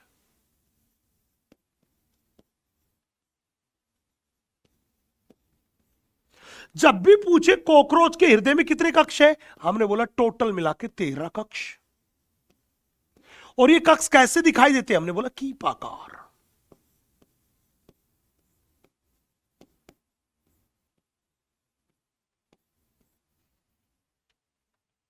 कैसे? कीपाकार। अब ध्यान रखना, हर एक कक्ष में एक जोड़ी छिद्र मिलते हैं जिन्हें बोलते हैं ओस्टिया। तो मैंने बोला प्रत्येक कक्ष में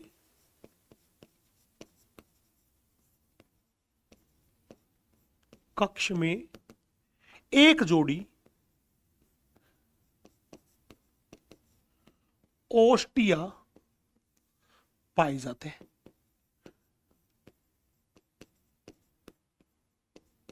जाते हैं। पूछेगा गुरुजी एक बात बताओ, अगर हम मान ले कि ये हृदय के कक्ष है, हमने कहा हां, और आप कह रहे हो हर एक कक्ष में एक जोड़ी छिद्र है, हमने बोला यस, ये एक जोड़ी ओस्टिया हर एक कक्ष में है। हमने बोला ये हरे रंग के जो आपको दिखाई दे रहे हैं ये एग्जैक्टली अपने पास क्या है? ओस्टिया। ये अपने पास क्या है? ओस्टिया है। बोला सर ठीक बात है। हमने क्या देखा कि दो कक्षों के बीच में कपाट पाया जाता है। ये लो,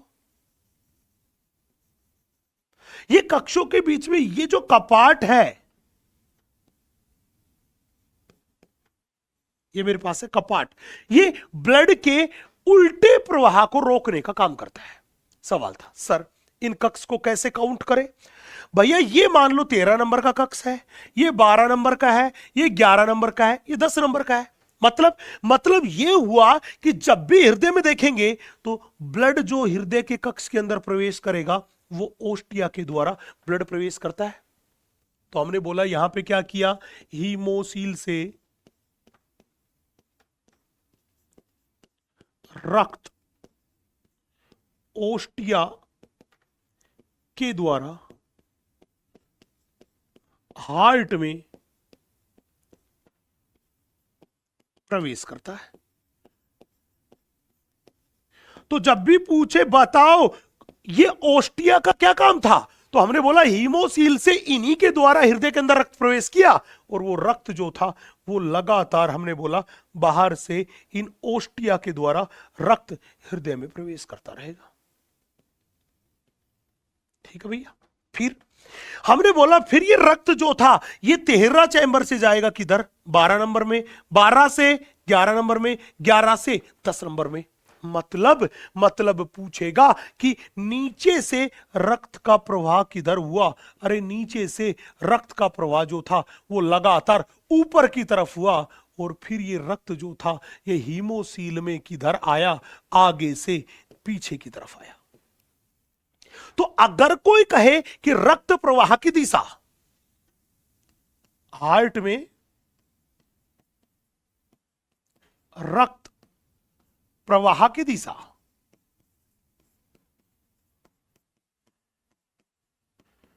तो हृदय में रक्त कहां जा रहा है, पश्च भाग से अग्रभाग की तरफ। हमने बोला पश्च भाग से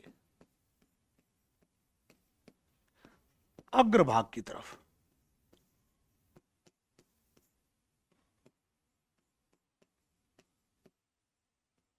पश्च भाग से अग्रभाग की तरफ। जब भी पूछे कि बताओ हीमोसील में रक्त प्रवाह की दिशा, हीमोसील में रक्त प्रवाह की दिशा,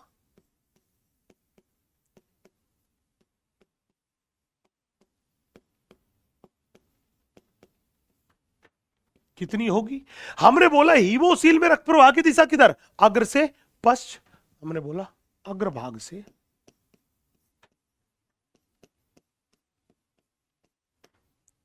पश्च भाग की तरफ।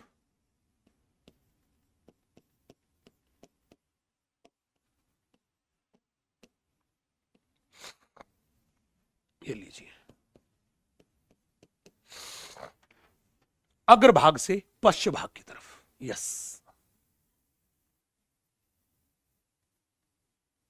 चले भैया, ये हमने बात कर ली कोकरोच के परिसंचरण तंत्र के बारे में। हम थोड़ा सा आगे बढ़ते हैं,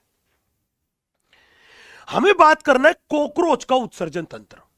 बेटा याद करो, अभी थोड़ी देर पहले हमने बात किया था कि कोकरोच जो था उस कोकरोच में उत्सर्जन के लिए क्या पाई जाती है, मैलपीगियन नलिकाएं पाई जाती है, जो कि उत्सर्जन का काम करती है। इन मैलपीगियन नलिकाओं की क्या खास बात थी कि प्रत्येक मैलपीगियन नलिका जो होती है वो ग्रंथिल होती है एंड रोम युक्त उपकला, मतलब सीलिएटेड उपकला से आश्रित होती है। चले, पूछेगा कि पूरी की पूरी कहानी क्या हुई, तो एनसीईआरटी क्या लिखती है कि ये हीमोलिम्फ से नाइट्रोजन अपशिष्ट पदार्थों का अवशोषण करके उन्हें जैव रासायनिक क्रिया के द्वारा यूरिक अम्ल में बदल देती है। किस में बदल देती है बेटा, यूरिक अम्ल में बदल देती है, और इस यूरिक अम्ल को पश्चात्र के द्वारा शरीर से बाहर उत्सर्जित कर दिया जाता है। तो इसका मतलब यह हुआ कि कोशिकाओं में बनती अलग चीज थी। क्या बनता था? कोशिकाओं में बनता था पोटेशियम यूरेट। ये पोटेशियम यूरेट बना था, इस पोटेशियम यूरेट को किस में बदल दिया, यूरिक एसिड में बदल दिया। किस में बदल दिया? यूरिक एसिड में बदल दिया।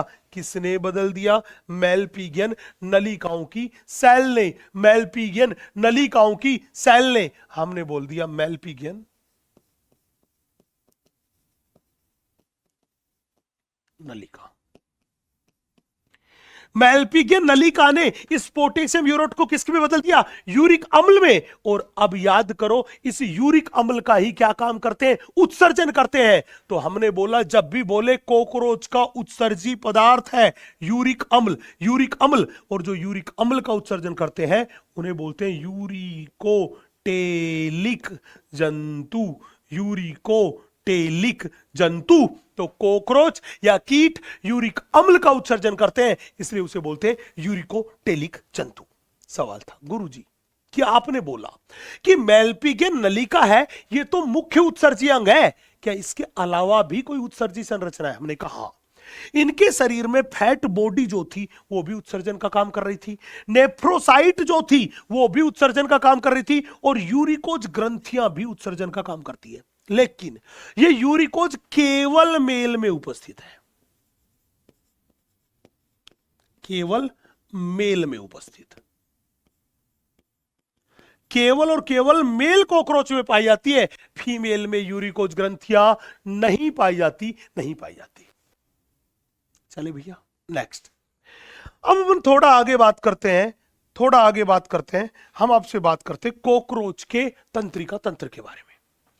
बेटा याद रखना, कॉकरोच का तंत्रिका तंत्र जो है वो कहां पर स्थित होता है? वो शरीर की अधर सतह पर स्थित होता है। जब भी पूछे तंत्रिका तंत्र कहां, हमने बोला शरीर की अधर सतह पर स्थित।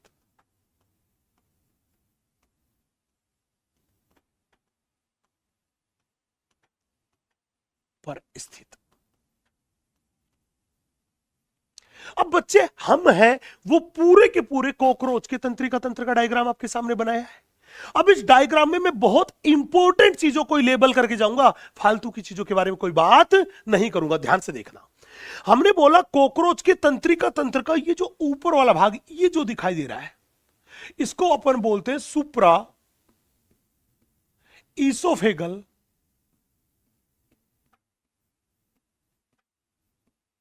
सुप्रा ईसोफेगल गैंग्लिया। इसको अपन बोलते हैं सुप्रा ईसोफेगल गैंग्लिया। जब भी कोई पूछे सुप्रा ईसोफेगल गैंग्लिया है क्या, तो हमने बोला ये कॉकरोच के तंत्रिका तंत्र का वो भाग है जो सिर में स्थित होता है। ये कहां स्थित होता है? हमने बोला सिर में स्थित।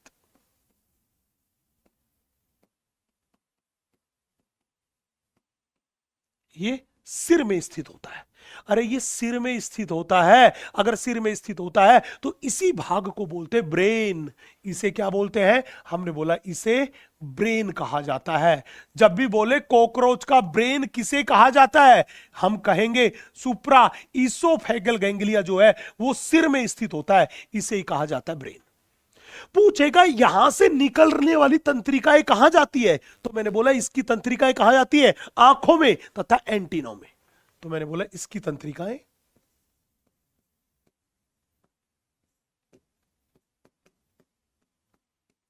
तंत्रिकाएं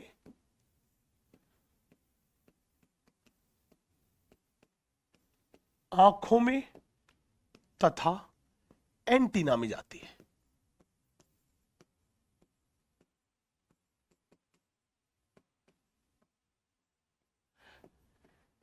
इसकी तंत्रिकाएं कहां जाती है? आंखों में तथा एंटीना में जाती है। बोला सर ठीक बात है। पूछेगा सर आप एक बात बताओ, अगर हमसे कोई कहे कि आप हमें बताओ कि उदरीय भाग में कितने गैंग्लिया पाए जाते हैं और वक्षीय भाग में कितने गैंग्लिया पाए जाते हैं, हमने बोला ये रहे 3 वक्षीय गैंग्लिया।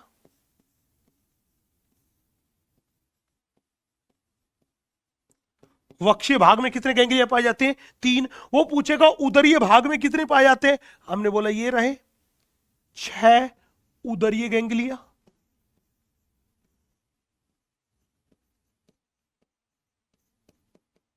छह उदरी गैंग्लिया। वो पूछेगा कॉकरोच की नर्व कोड के बारे में बताओ, तो ये कितनी दिखाई दे रही है आपको? 2। क्या दिखाई दे रही है? 2। तो हमने बोला नर्व कोड कैसी है? हमने बोला दोहरी, ठोस, अधर तथा गैंग्लिया युक्त।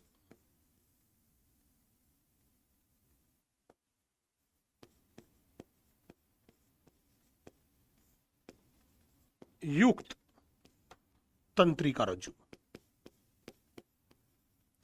जब भी बोले तंत्रिका रज्जु कैसी, आप कहोगे डबल है, अंदर से ठोस है, अधर सतह पे स्थित है और उस पे गैंग्लिया उपस्थित है। ये मेरे पास क्या है? तंत्रिका रज्जु। चले, ये बात आपको याद रखनी है। चले जी, हम थोड़ा आगे बढ़ते हैं। हम बात करते हैं कॉकरोच में जन्म तंत्र के बारे में। बेटा जब भी बोले कॉकरोच में, सबसे पहले बताओ सर नर जनन तंत्र के बारे में, तो हमने बोला नर जनन तंत्र में सबसे पहले हम बात करते हैं वृषण के बारे में। बच्चे कॉकरोच में एक जोड़ी वृषण पाए जाते हैं जो उसके उदर के चौथे से लेके छठे खंड की पार्श्व सतह पर स्थित होते हैं। और ये वृषण ही तो वो जगह थी जहां पे स्पर्म का निर्माण होता है। तो मैंने बोला यही तो क्या है? स्पर्म के निर्माण का स्थल।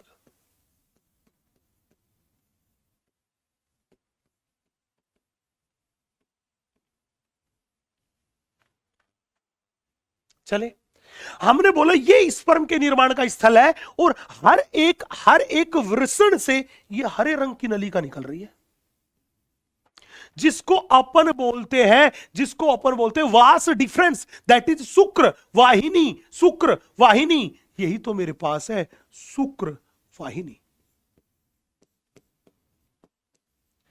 जब भी बोले बताओ नर कॉकरोच में शुक्र वाहिनी की संख्या कितनी, 2, मतलब ये भी कितनी है, हमने बोला एक जोड़ी है।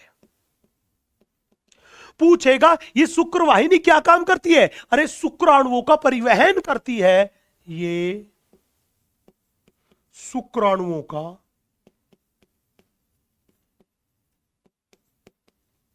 परिवहन करती है।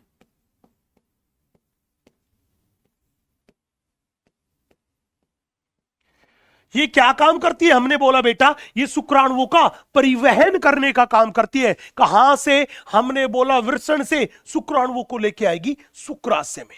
कहां लेके आएगी, शुक्राशय में। इसका मतलब ये हुआ कि ये शुक्राशय जो था ये क्या है, हमने बोला ये शुक्राशय जो है ये शुक्राणुओं का संग्रहण स्थल है। क्या है, शुक्राणुओं का संग्रहण करता है। तो हमने बोला ये स्पर्म्स का संग्रहण करता है।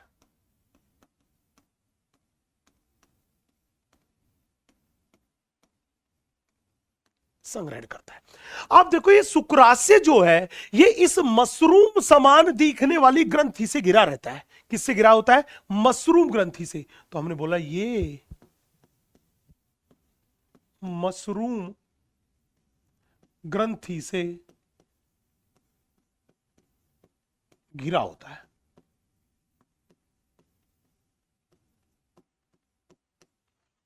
पूछेगा सर ठीक है, शुक्राणु आए किसके अंदर आए, शुक्राशय में। शुक्राशय किससे घिरा हुआ है, मशरूम ग्रंथि से। और इस मशरूम ग्रंथि का निर्माण 2 प्रकार की नलिकाओं से हुआ, एक लंबी नलिका, दूसरी छोटी नलिका। इन दोनों से इस मशरूम समान ग्रंथि का निर्माण हुआ, जो कि एक सहायक जनन ग्रंथि है, जो कि पुरुष मेल में, जो कि नर में पाई जाती है। कौन से उदरीय खंड में, छठे तथा 7वें उदरीय खंड में पाई जाती है। सवाल था गुरुजी एक बात बताओ, आपने बोला शुक्राशय में शुक्राणुओं का संग्रहण होता है। मैंने कहा हां संग्रहण होता है। और खास बात क्या थी बेटा, खास बात यह थी कि ये शुक्राशय जो था इससे चिपचिपा पदार्थ निकलता है, जिसकी वजह से शुक्राणु आपस में चिपककर एक बंडल का निर्माण कर लेते हैं, जिसे बोलते हैं शुक्राणुधर या स्पर्मेटोफोर। तो हमने बोला इसमें शुक्राणु चिपककर बंडल का निर्माण करते हैं,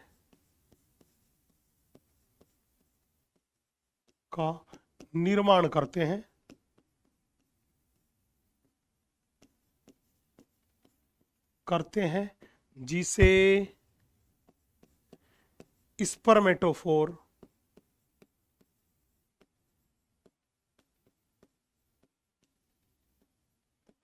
दैट इज शुक्राणुधर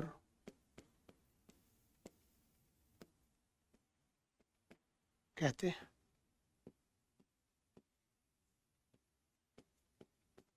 जिसे क्या कहते हैं, शुक्राणुधर कहते हैं। चलिए भैया आप देखिए अपने पास ये जो ग्रंथि है, मेरे पास मशरूम ग्रंथि, इसके ऊपर एक और ग्रंथि पाई जाती है फैलिक ग्लैंड। और ये मेरे पास है फैलिक ग्रंथि की नलिका, इसी को बोलते हैं फैलिक नलिका। इसी को क्या बोलते हैं, फैलिक नलिका। यहां पे देखो ये मेरे पास शुक्राशय है, इस शुक्राशय से जो नलिका निकली उसे बोलते हैं स्खलन नलिका। तो हमने बोला ये स्खलन नलिका कहां से, मैंने बोला ये शुक्राशय से निकलती है।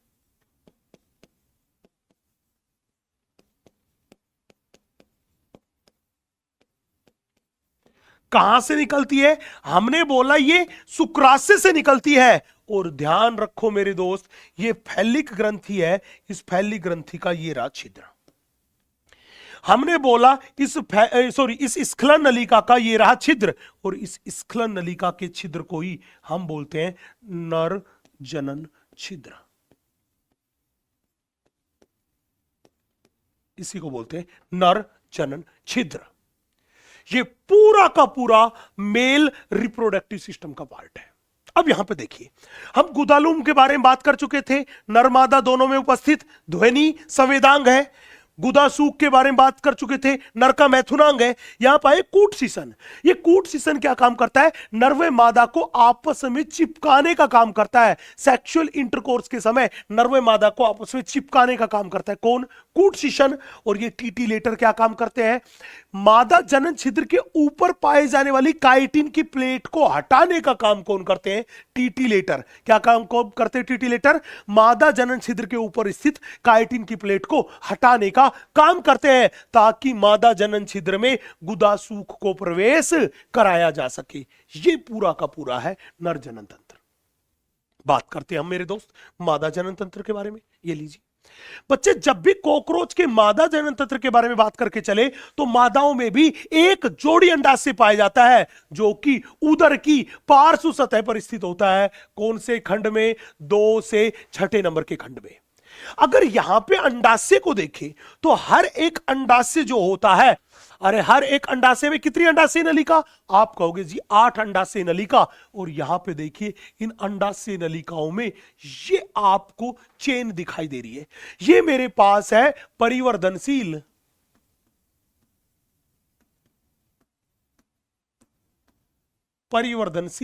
अंडे की श्रृंखला।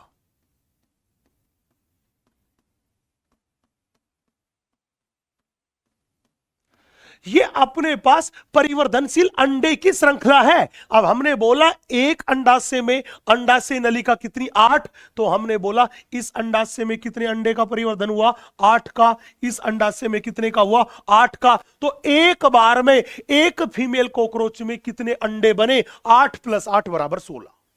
अब हर अंडाशय में अंडों को लेके आने का काम करती है, वो कौन करती है? अंडवाहिनी। तो ये अंडवाहिनी क्या काम करती है? हमने बोला अंडे का परिवहन करती है।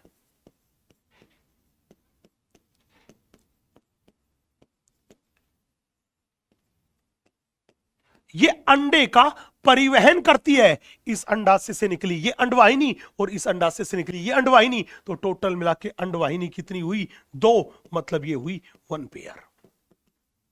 अब यहां पे देखना, ये दोनों अंडवाहिनी आपस में जुड़ गई और क्या बना दी? वेजाइना। तो जब भी पूछे वेजाइना का निर्माण किससे होता है? दोनों अंडवाहिनियों के जुड़ने से होता है। हमने बोला दोनों अंडवाहिनियों के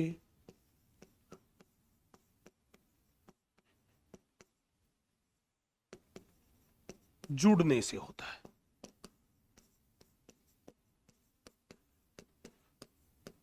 दोनों अंडवाहिनियों के जुड़ने से बनती है, क्या बनती है? वजाइना। नेक्स्ट, हमने यहां पे एक चीज और देखी, क्या हमें यहां पे दिखाई दिया स्पर्मेथिका। अब देखो, मादा के शरीर में ये जो पाउच की तरह की संरचना, इसे बोलते हैं स्पर्मेथिका। ये कितनी होती है? एक जोड़ी होती है। कौन से खंड पे? उदर के 6ठे खंड पे स्थित होती है। पूछेगा सर इस स्पर्मेथिका का क्या काम? अरे जब नर व मादा मैथुन करते हैं तो नर के शरीर से जो स्पर्म आते हैं वो आके इन स्पर्मेथिका में संग्रहित हो जाते हैं। तो हमने बोला ये क्या काम करता है? स्पर्म्स का संग्रहण करना।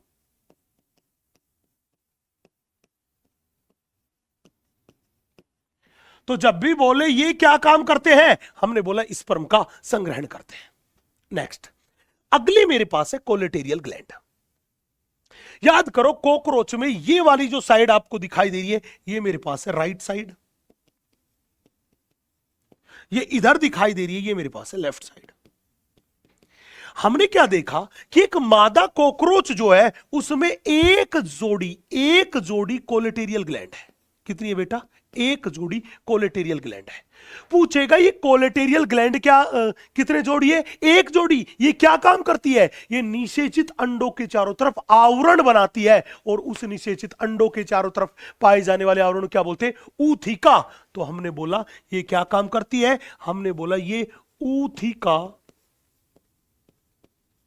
का निर्माण करती है। क्या करती है? ऊथिका का निर्माण करती है।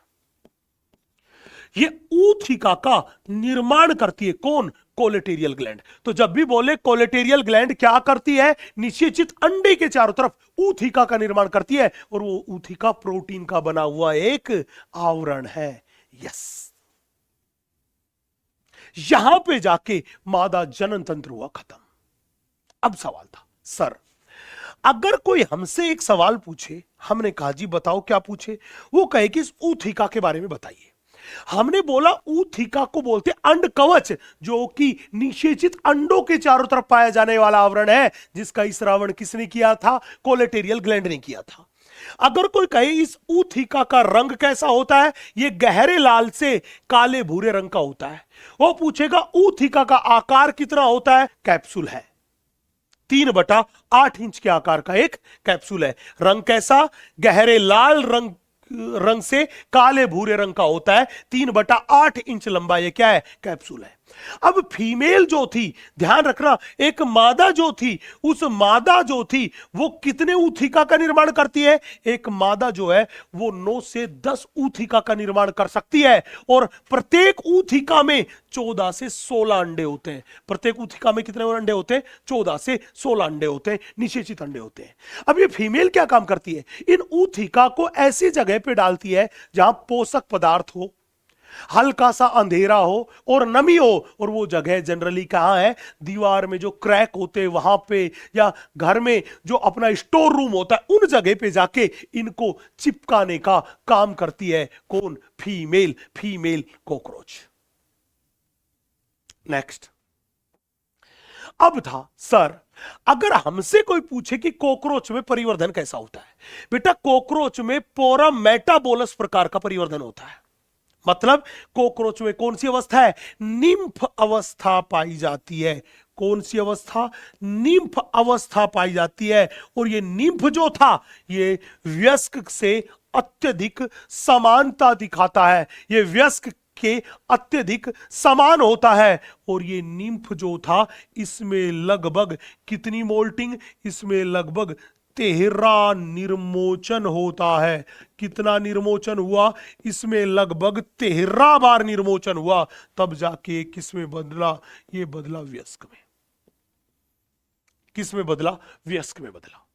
ध्यान रखना, ये निम्फ जो था ये किसके समान है? ये वयस्क के लगभग समान है। इसमें 13 बार निर्मोचन हुआ, तब जाके क्या बोला? बदला, वयस्क में बदला। और ध्यान रखना, पंख केवल वयस्क में उपस्थित, तो हमने बोला पंख केवल वयस्क में उपस्थित।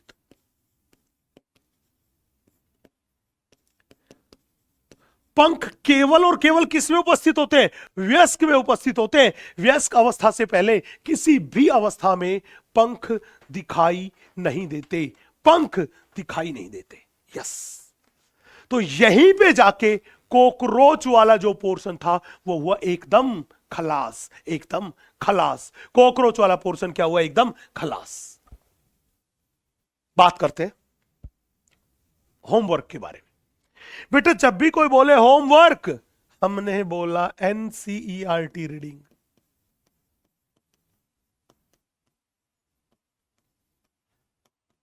एंड क्वेश्चंस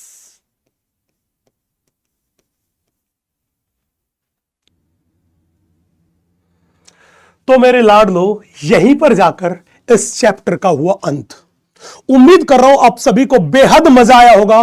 बड़ा जबरदस्त बवंडर कॉन्सेप्ट आपने सीख लिया होगा। तो अब देरी किस बात की है? धड़ल्ले से क्वेश्चन लगाओ और नीट 2024 को फोड़ डालो। मिलेंगे अपन सिलेक्शन पार्टी में। Thank you, love you all. जय हिंद, जय PW, जय रसगुल्ला आर्मी।